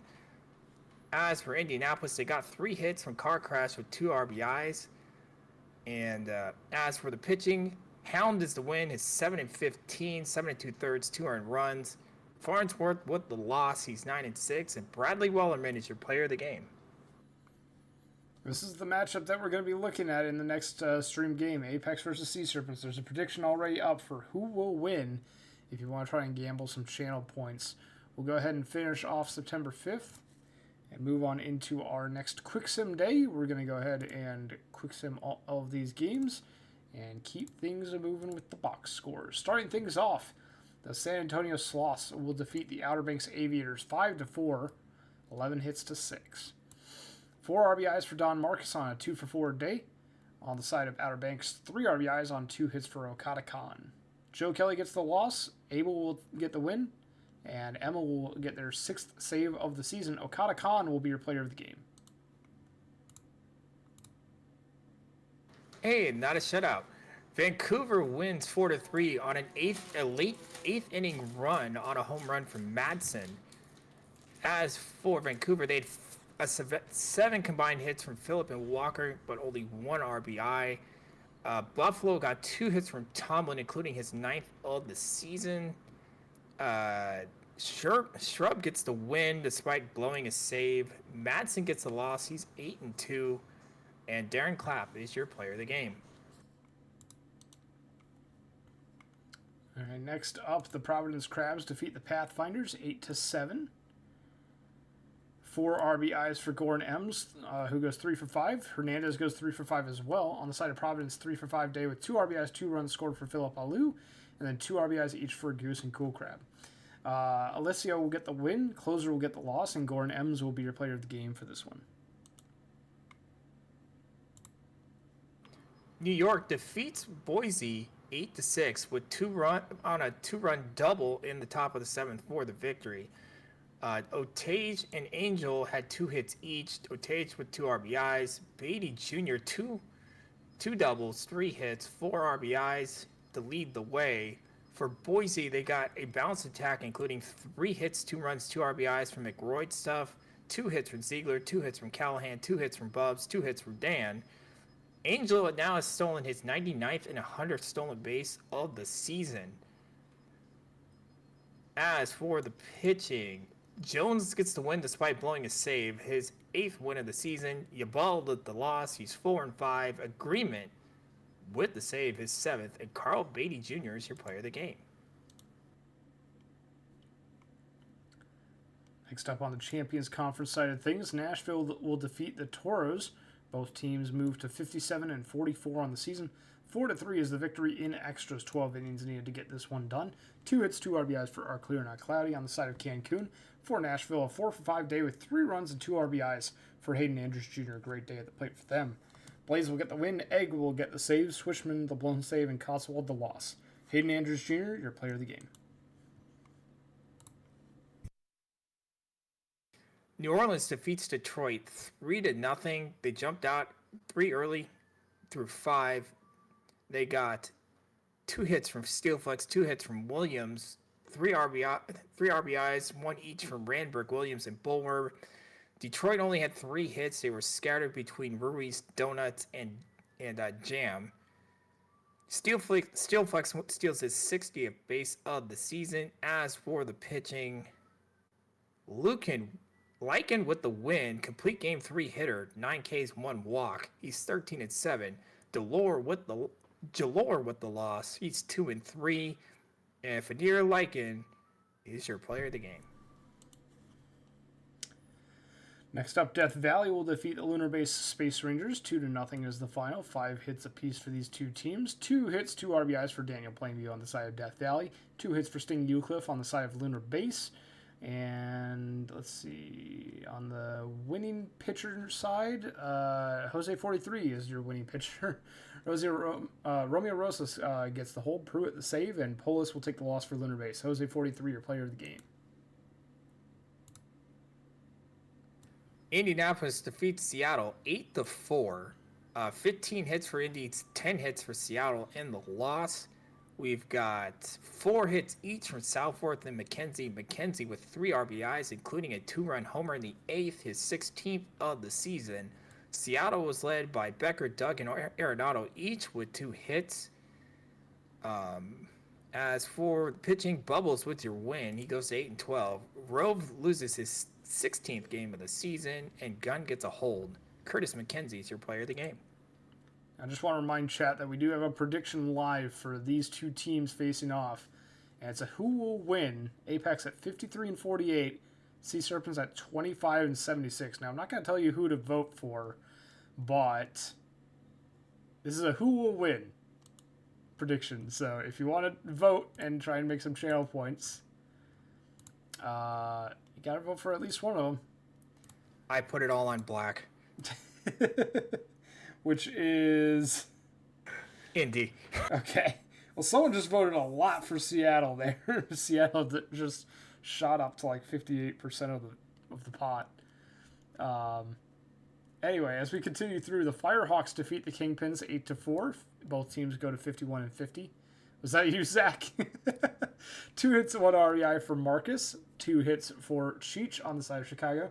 California, 3 hits, 3 RBIs for Johnson III, and 3 hits, 2 RBIs for Jazzy Thompson. Nasty will get the win, improving to 7-10 on the season. Duck will take the loss, falling to 7-10 on the season. And Zach Johnson III will be your player of the game. I am the 2.8K bidder on Indy, so just throw it out there. This is going a little bit back and forth now.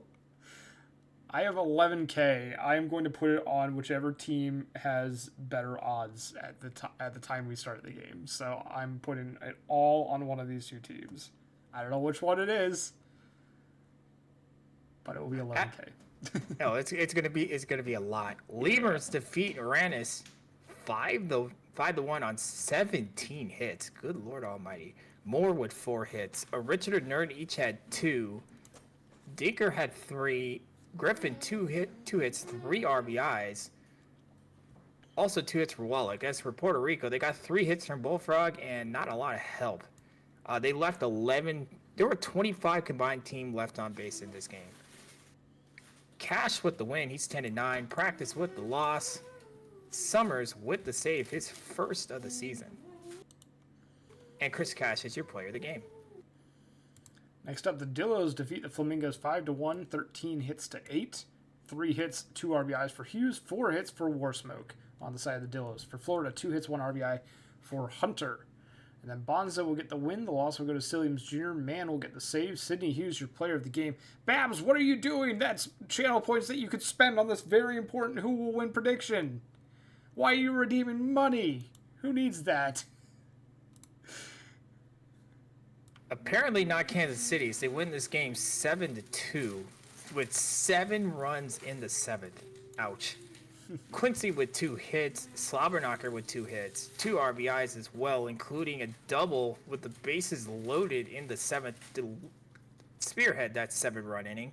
Bruce City gets 3 total hits from Mato, Montalban, and Leahy. Montalban steals 2. He's up to 48. Mato steals his 89th base. As for the pitching, Atkins is your winner. He's 9-6. Bear with the loss and the blown save. He's 2-1. Mihiro McQueen is your player of the game. He only gave up 3 hits in 6 innings and struck out 10. So I blame this bullpen. And we have the Wheelers defeating the Swift Steeds 12-4. Babs, I hear there are multiple jobs hiring if your GM money's running low. 3 hits, 3 RBIs for Pass, 4 RBIs for Dawson III, 3 for 4 Dave for Komau. On the side of State College, 3 for 5 Dave for Toga, and 2 hits each for Alu and Harishikesh. The win will go to Miller, the loss will go to PKVS, and then Pass will be your player of the game for this one. We'll go ahead and advance the day to September 7th, where we have our final streamed game of the day. This is the one that all the channel points are right on. 53-48 Apex will take on the 25-76 Sea Serpents with Luna Jose Rodriguez Ortiz 8-5 on the season, getting the start for the Apex, while Ivy DeVries 4-17 with a 7.54 ERA, getting the start for Seattle. I believe that's a rookie, Ivy DeVries, getting the start for the Sea Serpents here. Who will win is the prediction. You have about 12 and a half minutes. As a reminder, I'm putting 11.7, about 11.8K on whichever team has the better payout, which at the moment seems to be the Seattle Sea Serpents, which is 1 to 2. No, it's Indy now. Well, I'm looking at the payout, which is like the lower odds, the lower percent of the pool. Seattle. Oh yeah, then it's definitely Seattle. Yeah, right now it's Seattle. So as we're starting the game, that's when I'll put my 11.8K on there. So if you want to try and get my channel points, you might want to bet for Indy if you think Indy's gonna win, or if you think Seattle's gonna win, I might be ruining your payout. 10K on Indy value back over Seattle. I'll drop another 10 if someone else does. Ivory DeVries is 0-1 with a 14.7 ERA against Indy. Yep. And Luna Jose Rodriguez Ortiz is 1-1 with a 2.13 ERA against Seattle. And he's had a very solid season. And I am calling a Seattle game, which means I'm definitely betting all mine on Indy, which I already have. Why is the Seattle thing a thing with you? Because I've heard you mention this a couple of times so far today. So, in the last stream that I did, I think they won 1 game, and they had a lot of 1-run losses, if I remember right. And then this time they've only won 1 game. So I take complete blame for the struggles that they have had when I'm the co-host. So I'm just gonna take full blame. So you take full blame for the fact that they're in a rebuild? Well, it's the best thing I can do. That and not Space didn't draft me after 3 first-round attempts. So there's that too. All right. Well, fair enough. Apex do have the advantage on the head-to-head in literally every position except for the number 6 spot where Jimmy Arenado has the advantage over Leon Rosenthal. Leon Rosenthal being, I think, a second-year player, so that kind of makes sense there. But everywhere else, the Apex have the advantage. Last chance to get your predictions in. I'm going to put 11.8K on whichever team has the better payout, potentially ruining that better payout, which appears to be Seattle right now. It's actually still going to wind up being less than the amount of channel points that are in on Indy right now. So, I don't know what else to say here, but Bradley Wellerman is 10 for 29 against Ortiz. Just keep that in mind. Yeah, but they also are the only one that's actually no. Pee Wee Reese is also over 300, but everyone else is under like 270 on versus Ortiz. So they might have a good game, Welderman and Reese, but everyone else is not likely to have a great game. But we'll see. Who knows? And Reese is also 226 average this season, so they're also not doing too great. But maybe we'll see Wellerman just pop off for 4 home runs and just carry the team to victory. I would love to see that. That would be really funny. I have a feeling he'll hit 4 home runs and they'll still lose the game 10-5. Last chance for the predictions. I'm putting 11,798 on Seattle right now. There we go. We're about to head on into game. It's Seattle versus Indy. I think I started the last one, so you good to start this one, Max? Yeah, I'm good to start this one. All right, take it away. Okay, here we go. Seattle against Indy here. The Breeze on the mound to face Hernandez, Southforce, and McKenzie. Here's the pitch to Fernandez as we wait and wait. Must be the Marine Air. Here's the pitch, and he strikes him out swinging. 1 away. So here's Southworth hitting 324 in the air. Fly ball to center. It's caught. And here comes McKenzie.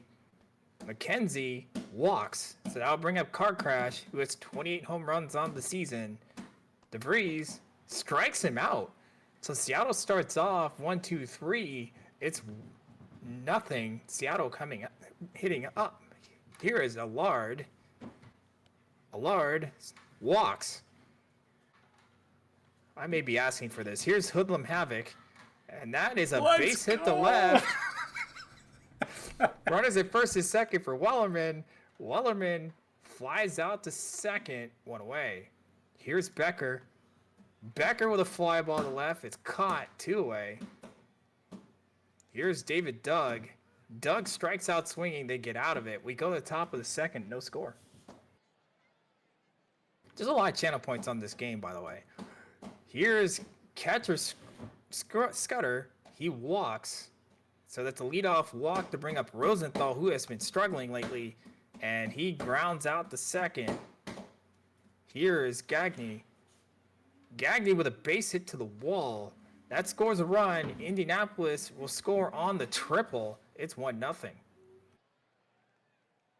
So here's Enderman. Enderman with a base hit. That will score another run. It's 2-0. And that will bring up Callahan, who has 20 home runs in the 9th spot. Ground ball to third to get the out. It's the second one of the inning. And here comes Fernandez. Fernandez lines out the left. They get out of it, but they score 2 runs as we go to the bottom of the second. It is 2-0 Apex. So here's Arenado. Arenado strikes out swinging, his second strikeout. Here is Zaxaquil. And that's a prescription up to the gap. That's a double. 1-out double here, and that brings up Bordeaux. Here's Bordeaux, and that's a base hit. So there's runners at the corners with 1 out. Tying run on. Here's Reese.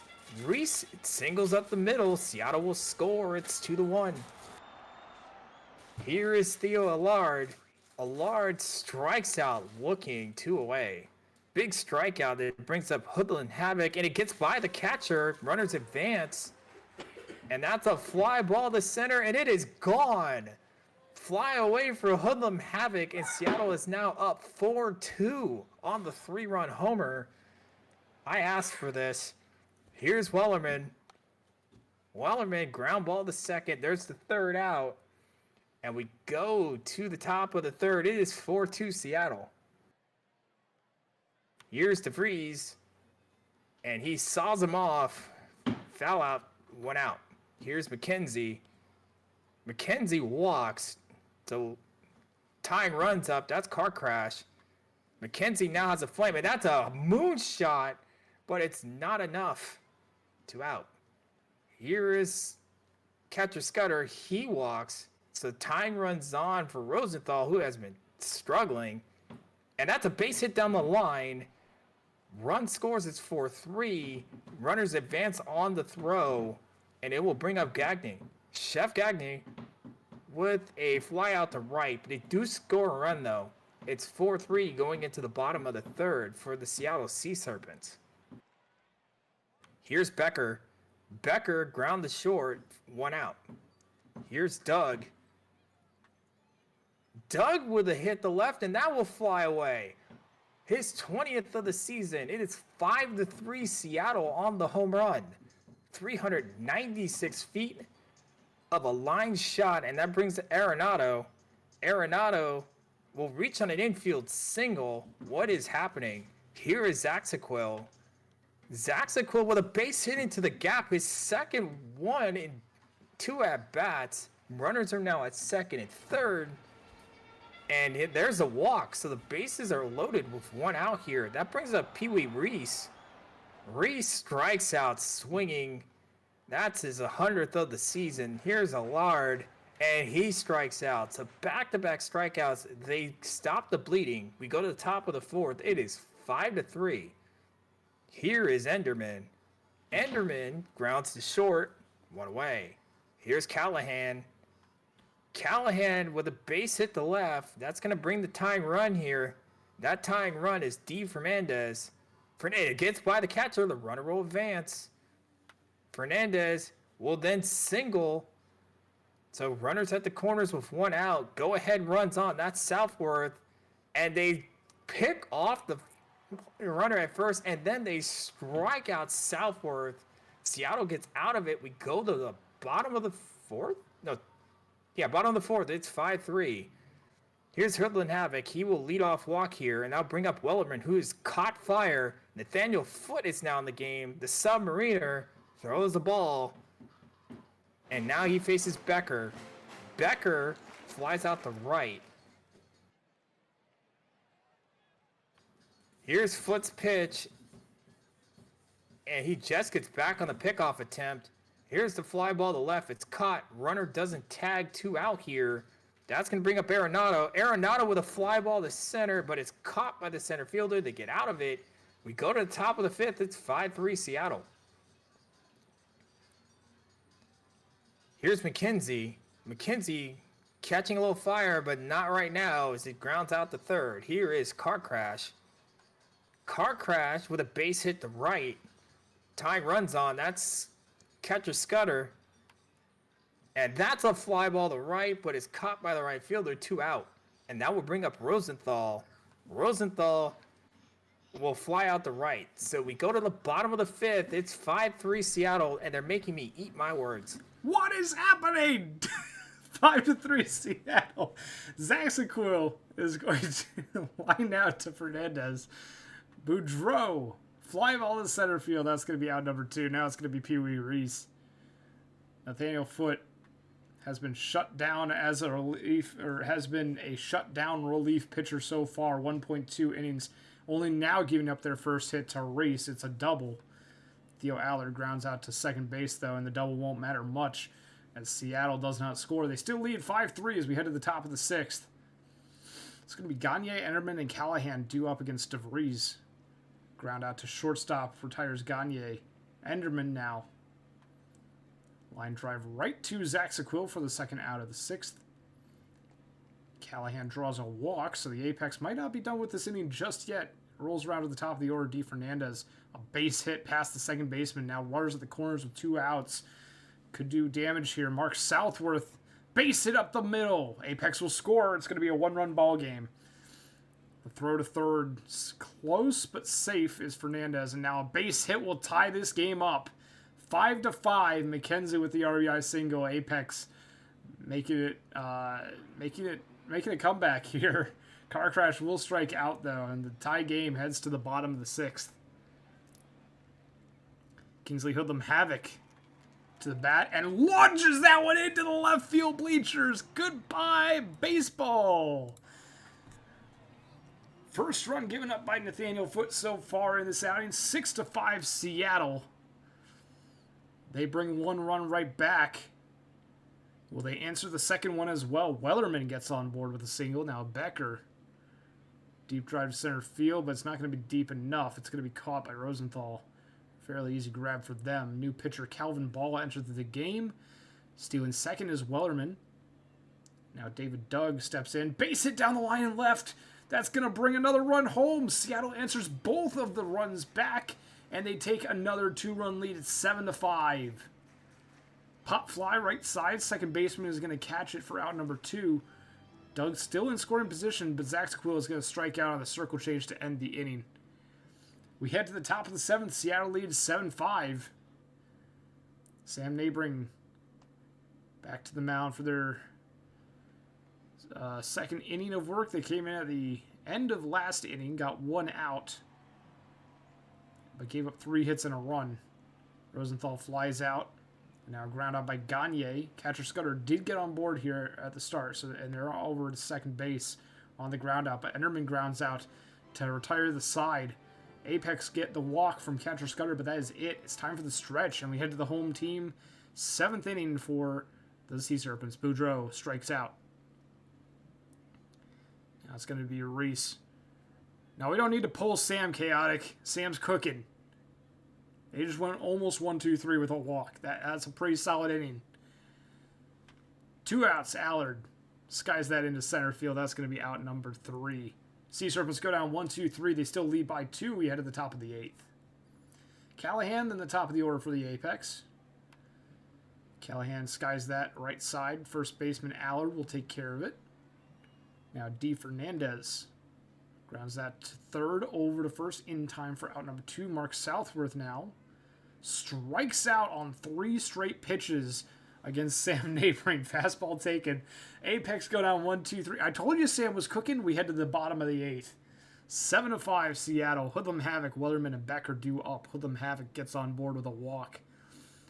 Wellerman against Calm Chicken. It's going to ground into the double play. Now Dustin Becker strikes out. Calm Chicken faces the minimum amount of batters, gives up a walk, but nothing else. 7-5, Seattle leads, top of the 9th. Indy down to their last 3 outs. Neighboring back to the mound for their 4th inning of work. And Car Crash, after the walk by McKenzie, will single him over to second. First and second now. Catcher Scudder. No outs. Catcher Scudder strikes out. Rosenthal. The tying run is at first, and Hexwaters the 5th enters the ballgame for Seattle. Leon Rosenthal, fly ball, center field. That's going to be out number 2. Runner advances to third. The throw is not in time. Safe at third is McKenzie. Runners to the corners. Pick off at first. This game is over. Seattle is going to win it 7-5. And the underdogs come out ahead to win it. Never any doubt. We don't say. We don't say. I'd like to apologize to the Sea Serpents for my words earlier in this game. I will eat that crow. Not just shut up and take my money. Just got 26,000. Oh my goodness. Okay, loss goes to Foot. The win will go to Neighboring with the blown save. Waters the 5th will get their 4th save of the season. Kingsley Hoodlum Havoc, your player of the game. What a day for the Sea Serpents. Wow. I did induce one of the biggest betting games of the season with my words, but I'm still sorry to Seattle. Anyway, New York defeats Boise 6-4 on a run-scoring double in the 6th. Kruger got 3 hits. Beatty got 3 hits. Dan gets 3 hits. Kruger and Beatty each had 2 RBIs. Angel steals his 100th, their 101st game base of the season. I have forgotten English. As for the pitching. Oh, by the way, Gosman with the win. He's 11-5. Woods with his 10th save, and Lofbrook with the loss. And Carl Beatty Jr. gets player of the game. Oh, God. Okay. Buffalo Surge defeat the Vandals 8-3. 14 hits to 7. 2 hits, 1 RBI for Steven Strange on the Vandals. 5 RBIs on a 3-for-4 day for Kerry Kelly. 3-for-5 day for Cadaver with 2 RBIs. And Savage goes 4-for-5. Toltreg gets the win. The loss will go to Tatum, and Kerry Kelly will be your player of the game. Providence defeats Toronto despite 3 runs in the 8th from Toronto, 4-3. We've got 2 hits from Cove, 2 RBIs from Carew. As for Toronto, they got 2 hits from Shadow and 6 different Toronto guys with a walk. As for the pitching, DePoston with the win, he's 8-8. 2 hits, 1 earned run in the win. Random with his 18th loss of the season despite a quality start. Crabston DePoston is your player of the game. Next up, the Sloths defeat the Aviators 4-2, 9 hits to 6, 3 RBIs for Dynasty, 2 hits for Whiffington Jr. and Marcus on the side of San Antonio. For Outer Banks, 2 hits for Okada Khan, and the solo RBIs coming from Cove and Duke. Johnson will take the loss. Glorbenspiel the win, improving to 10-7. Rockman the save, their 7th of the season. Glorbenspiel will be your player of the game. Cancun defeats Nashville 3-2 to go to 58-44 of the season and separates themselves from Nashville. Murphy gets 2 hits, Nitro 2 hits, Snack 2 RBIs, including his 21st home run of the season. As for Nashville, DeVille had 2 hits. Allen had the lone Allen and Andrews each had RBIs. Sakuda with his 81st stolen base. Allen stole 2 to get to 88. Cream with the loss, complete game, 6 hits, 3 earned runs. He's 11-7. Fielder with the win, 12 Ks in 7 innings pitched. He's 14-10. And Swishman with the save. And your center fielder is your player of the game. Next up, the Rougarou defeat the Demons 5-3. Demons get 3 hits from Ruiz, 2 RBIs for Slamis. And I think I might have missed a milestone, but if I didn't officially, let me congratulate Maple Dogwood for reaching 1250 hits on today's stream. If they didn't have their 4th hit, well, they just got it now. They were at 3 for a while, I think. But maybe they got it and I just missed it. So congratulations, Maple Dogwood. 2 RBIs each for Randberg and Guile on the side of New Orleans. Eshelman Jr. gets the win. Tank their 20th save. Shohei Ohtani takes the loss. And Brian Eshelman Jr. will be your player of the game.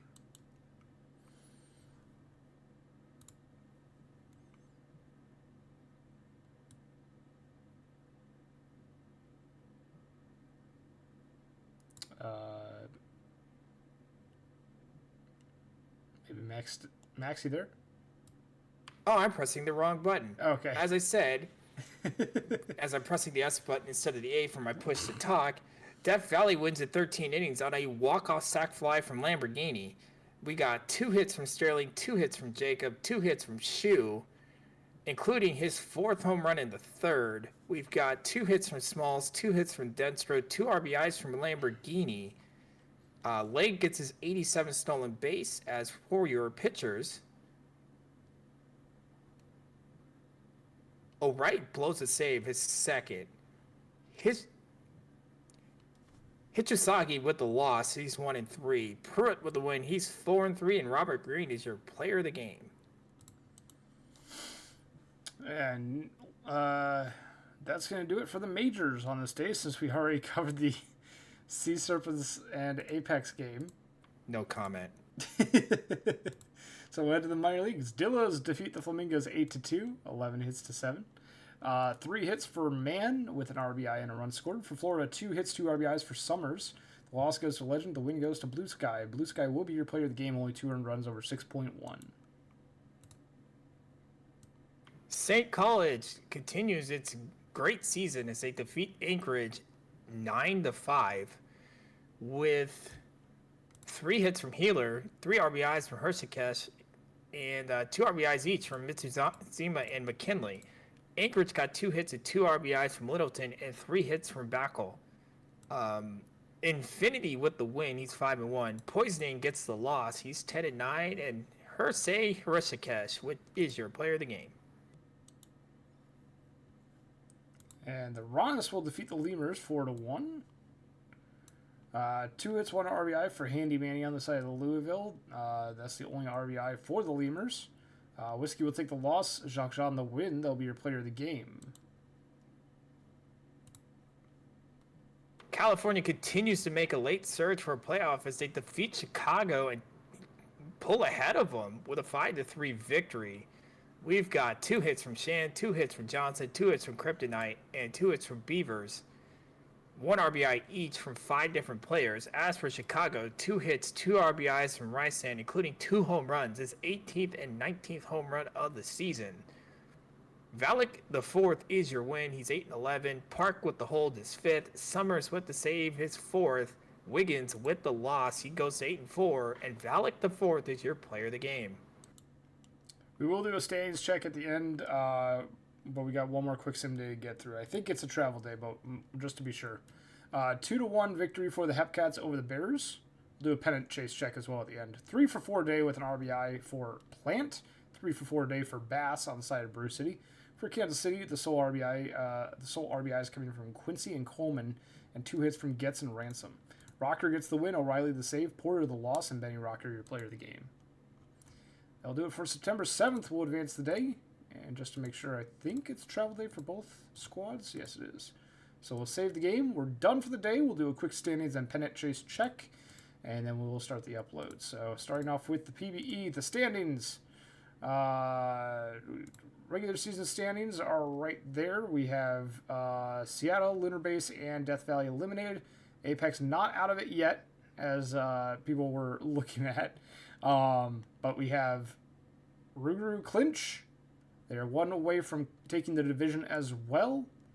We have the Toros, Demons, Stars, and Apex all fighting for the remaining 3 spots in the playoffs. On the side of the Legends, we have Outer Banks and New York confirmed to be in the playoffs. That was already the case coming into the stream. And we have the Pathfinders officially eliminated, which was also already the case. And then the Crabs, Surge, Raptors, and Vandals and the Sloths are all fighting for the remaining 2 spots. So they're all still in it, it looks like. We'll take a look at the pennant chase real quick here. 100% chance for the Aviators and Voyagers. Crabs are at 73.5, Surge are at 26.6. So not a whole lot has changed on that one. Providence got a little bit of a bump in their percentage, and Buffalo fell just a smidge. Sloths are at 97.9, which is up tremendously from their 68.8% chance coming into today's stream. 2.1 chance for the Boise Raptors, which has fallen quite a bit from their 33.9% chance. Or I should say that's for the... Oh, yeah, that is for the playoffs. Never mind. On the champion side, we have the Demons at 100%. This was confirmed. This was boosted from 97.8, so the Demons are officially in the playoffs. I believe that might be rounded up because it doesn't say that they were clinched on the standings page. They're virtually in at this point. Pretty much, yeah. I think it's just a formality now. Stars at 94.7. They're up from 71 at the start of the stream. Indy has fallen from 37.5% chance to a 5.5% chance.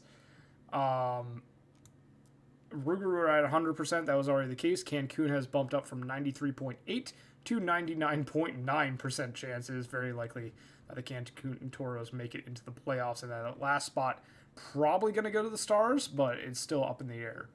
So we'll see what happens on Saturday.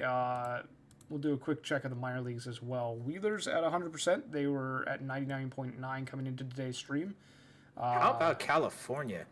Yeah, California from 27.5 coming into today's stream up to 82.9% with a 6-win streak. That is incredibly impressive for the Firehawks. Bears 53.5 falling from 77.7, and And the Dillos at 4.8. They were at 4.7 coming in, so not much change there. Swifties and Flamingos were already at 100 coming into today's stream. Lemurs only gained 0.2% from 99.7 coming into the stream.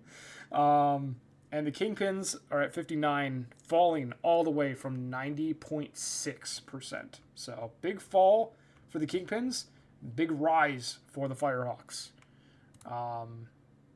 Looking at the standings real quick here, the regular season. Officially, the Swifties are the only ones that have actually clinched, but technically the Flamingos and Anchorage are also clinched. It just doesn't say it there. But that's going to do it for us. We'll go ahead and start the upload here. And we'll do a quick big thank you to the chat for sticking around to this point, and for the stats team with the stats and the mod team with the predictions. Much appreciated, all y'all. Big thank you to you as well, Max, for co-hosting tonight. I hope you had fun. Oh, I did. I'm pretty sure everyone had fun at my expense for Seattle, too. That was a very fun and interesting game. I think that's been the most fun I've had in a specific game for a while. Coming up, we have the playoff race stream this Saturday. Lumosity Fan will be taking you through that one at 2 p.m. With It's Tim G. So the two of them will be taking you through that at 2 p.m. Eastern this Saturday. And then the playoffs start next week already for Season 51. Parkwad will be taking you through playoffs day 1. Jacob day 1.5. I will be here for the semifinals, as I usually am, 1 week from today, Thursday. And then Saturday, the Minors World Series will be streamed by Rabid, and the Majors World Series stream will be streamed by Moosey. At least this is the tentative lineup for the upcoming streams. As always, subject to change, but should be the case unless anyone has an emergency. We also have Prospect League coming up starting tomorrow. Nazbase and Chadwick will be taking you through that at 7 p.m. Eastern Time tomorrow, December 6th. And then Nazbase will be taking you through Prospect League Monday, Friday, and Sunday of next week, and then Monday, Wednesday, Friday of the next week. So keep an eye out, tune in for those streams, and keep an eye on Game Day channel for all of that. Let's see, what else? I guess I have one more thing, a little special thing. So, this has been kind of a tradition that I've been doing. We're doing it a little bit different this year, but last year, in December, and the year before that, and maybe the year before that as well, I pinged everyone in the PBE general Discord, and I let them know that I had purchased a game bundle from something called Jingle Jam. If you're interested, go donate to Jingle Jam. If you donate, I believe it's 35 euros, which equates to about like 41 American dollars if you're in US. So if you go and donate to a charity with Jingle Jam, they will give you a bundle of games for free on Steam. And so I have a bunch of games that I am not all that interested in. So I've got a bunch of games that I want to give away. So the games are going to be on screen in just a moment. So if there are, I want to clarify this. So how this is going to work, and this is just a kind of off the cuff thing that I'm doing here. So if you see a game on the screen that you recognize and that you actually want from Steam, send me a DM. It will be first come, first serve. You can only claim a maximum of 2 at a time, but you can send me like 3 or 4 games just in case like someone snipes something. So if you see some games on here that you know, that you're aware of, that you like, I have game codes for them. Just send me a DM. I'll send you a game code if you're the first one to DM me with the name of the game. And then and I'll be going through those DMs after the stream. So you won't get it right away, but I'll be going through my DMs and looking at the oldest first and then going up to the newest. So first come, first serve. You can claim a maximum of 2 games as a reminder, but you can send me up to 4 names of the game in case someone snipes you from some of the games that are higher on your list. So, just a little thing that I like to do to give out game codes that I'm not planning on using in case anyone is interested in just getting some free games. So, here we go. On screen right now are the games that are available. Go. So, if any of these games stand out to you as games that you know of, that you like, or just games that you find on Steam that you might want, send me send me the names of the games that you're interested in. Again, you can send me up to four titles. There's not a lot, so I only have one game code for each of these. So if you're interested in them, send me up to 4 game names, and you'll get a maximum of 2 game codes, depending on how quickly you get to my DMs. So there you have it. If you're interested in these games, just let me know, and I'll be going from oldest to newest. So first come, first serve. I'm already seeing quite a few pings coming in, so we'll see how that goes. Dungeon and Degenerate Gamblers. Isn't that the Seattle game we just watched? That is a very fair point. Yeah, Degenerate Gamblers. I've already seen. So okay, so Daedalus has claimed this one. We'll just do this as we go, I guess. And 2 Point Campus. I'll send the codes after the stream because I don't have them available right now. But I'll kind of update this as they're claimed. Sorry, Chaotic One, you just got beat out by Daedalus. Rabbit has claimed For the King 2. So that one is off the table.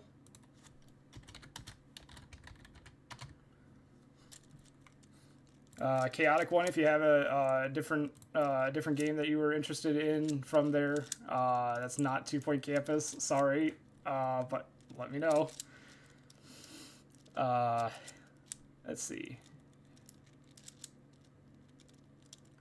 So, Citizen Sleeper, Dungeons and Degenerate Gamblers, Fights in Tight Spaces, Hadean Tactics, Mars First Logistics, Orcs Must Die 3, Scorn, Sticky Business, and Wild Frost are still available. Scorn, I actually had bought on the recommendation of a PvE user. I was doing this, I think, last year, and I think a PvE user brought up Scorn and was like, "Have you ever played this game?" I forget who it was. It might have been Punk. I don't know if it was Punk or not. I don't remember who it was. If you remember recommending Scorn to me, I bought it. Still haven't played it, but it's on my list. It's on my list of games to play. And then all of a sudden they're like, "Oh, here it's on the free bundle." And it's like, well, now I have a code for a game I already have. Max, do you want any of these games? I have a bunch of games I gotta finish myself. Okay, yeah, I'm kind of in the same boat. I just had to laugh at one of the games because that just completely described that Seattle game, and I just... It wasn't. I mean, there's a couple. There's also the Fights in Tight Spaces. There's also a couple Ask the Boost. So with Indy potentially not making the playoffs, who do we have in the majors if we had to pick right now? I think currently for the champions, Detroit and NOLA are guaranteed. And then I think Cancun and Nashville are the next closest, and they're both above 90%. So I think those are probably the 4 from the Champions Conference, unless Indy stages a massive comeback. And then for the Legends Conference, it's OBX in New York for sure. Sloths are very, very, very, very likely. And then the last spot is probably going to be Providence, but it could be Buffalo or Boise too. Vancouver is officially out, yeah. So that one is gone. It doesn't seem like Vancouver's going to make it. My money's on Outer Banks, but then again, I'm an Outer Banks prospect, so that's who I would have, shamelessly. Well, they are putting together a great season, Outer Banks.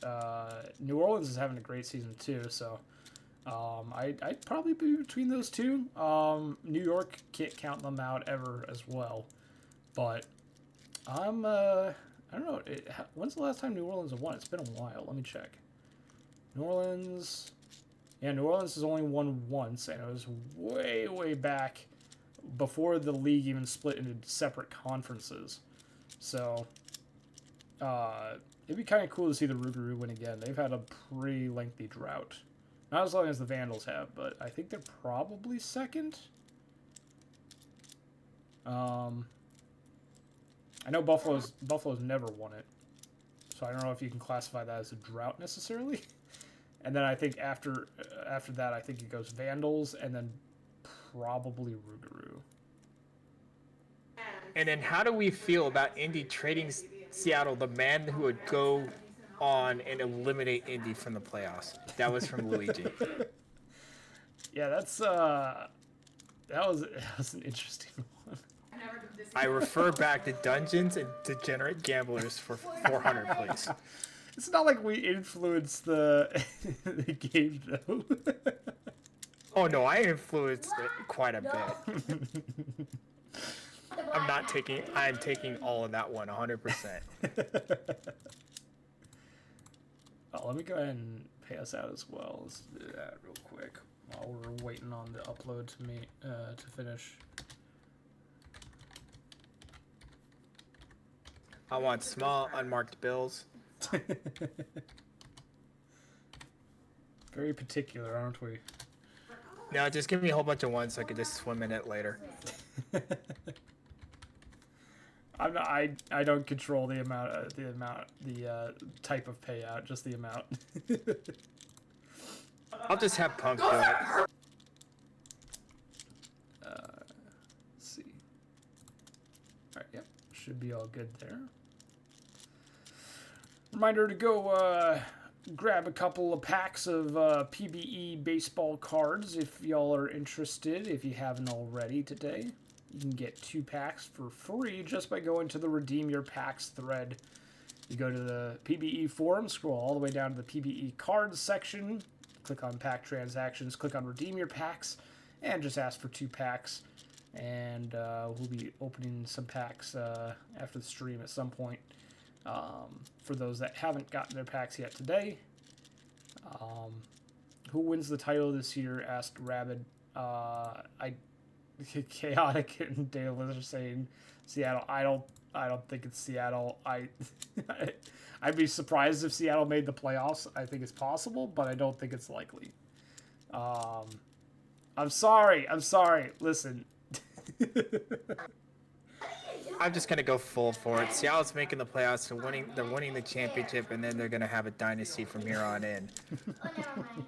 Oh wait, that once again I refer back to the game I've been referring to as Seattle. That's just Seattle's theme from here on in. Maybe I'll just post that game code in the Seattle locker room just for the fun of it. Just be like, hey, here's a game code. And see You might as well at this point. see what their reaction is. I'm kind of surprised that only 3 people messaged me for these game codes. They usually go pretty quickly. Maybe I'll do the everyone ping in the PBE chat as well, just in case for those that missed today's stream. Yeah, most likely. Yeah. Let's see. Starting the second part of the upload. Oh, I just got another DM. Daedalus will post Dungeons and I can't give you another one, Daedalus. You already claimed 2, even if you're just planning on reposting it. I'd be going against my word. Nah, I can post it in there. Right? Am I still in the Seattle Discord? Yeah, I'm still in the Discord. I'm in every Majors Discord except for one. I tried collecting them all like the Infinity Stones a while back, and then the one team found out that they were the one team and just didn't allow me in. And no one's kicked me yet. Of course, I say that now, and I'm gonna get kicked from a few. Oh, you just signed and sealed your ticket out. See, I'm only in 2 locker rooms at the moment, and I haven't been kicked out of either one, so there's that. Is that a challenge? Although Seattle may invite me after that game. Are you in the Seattle locker room? No, I am not. Oh, okay. But I know I've said enough about Seattle, and they just took me to school. Alright, finishing up the upload here. This upload's taking a while, this one.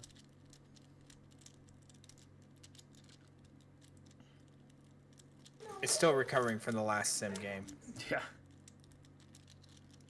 Can Southworth give us a rule exception on tampering to invite Max to the locker room? That's not tampering to invite someone to the locker room. Otherwise, I would have gotten a lot of GMs in trouble for the fact that I am in 15 locker rooms for the majors teams.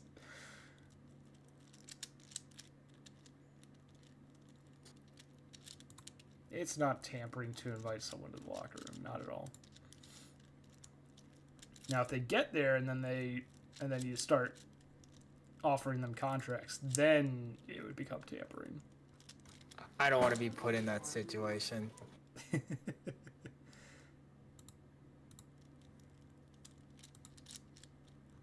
Alright, looks like the upload is just about finished here, so we'll just double check that everything looks good on our end, and yep, there we go. Alright, index is updated. Thank you everyone for watching. Tune in on Saturday to find out which teams take those last coveted spots in the playoffs.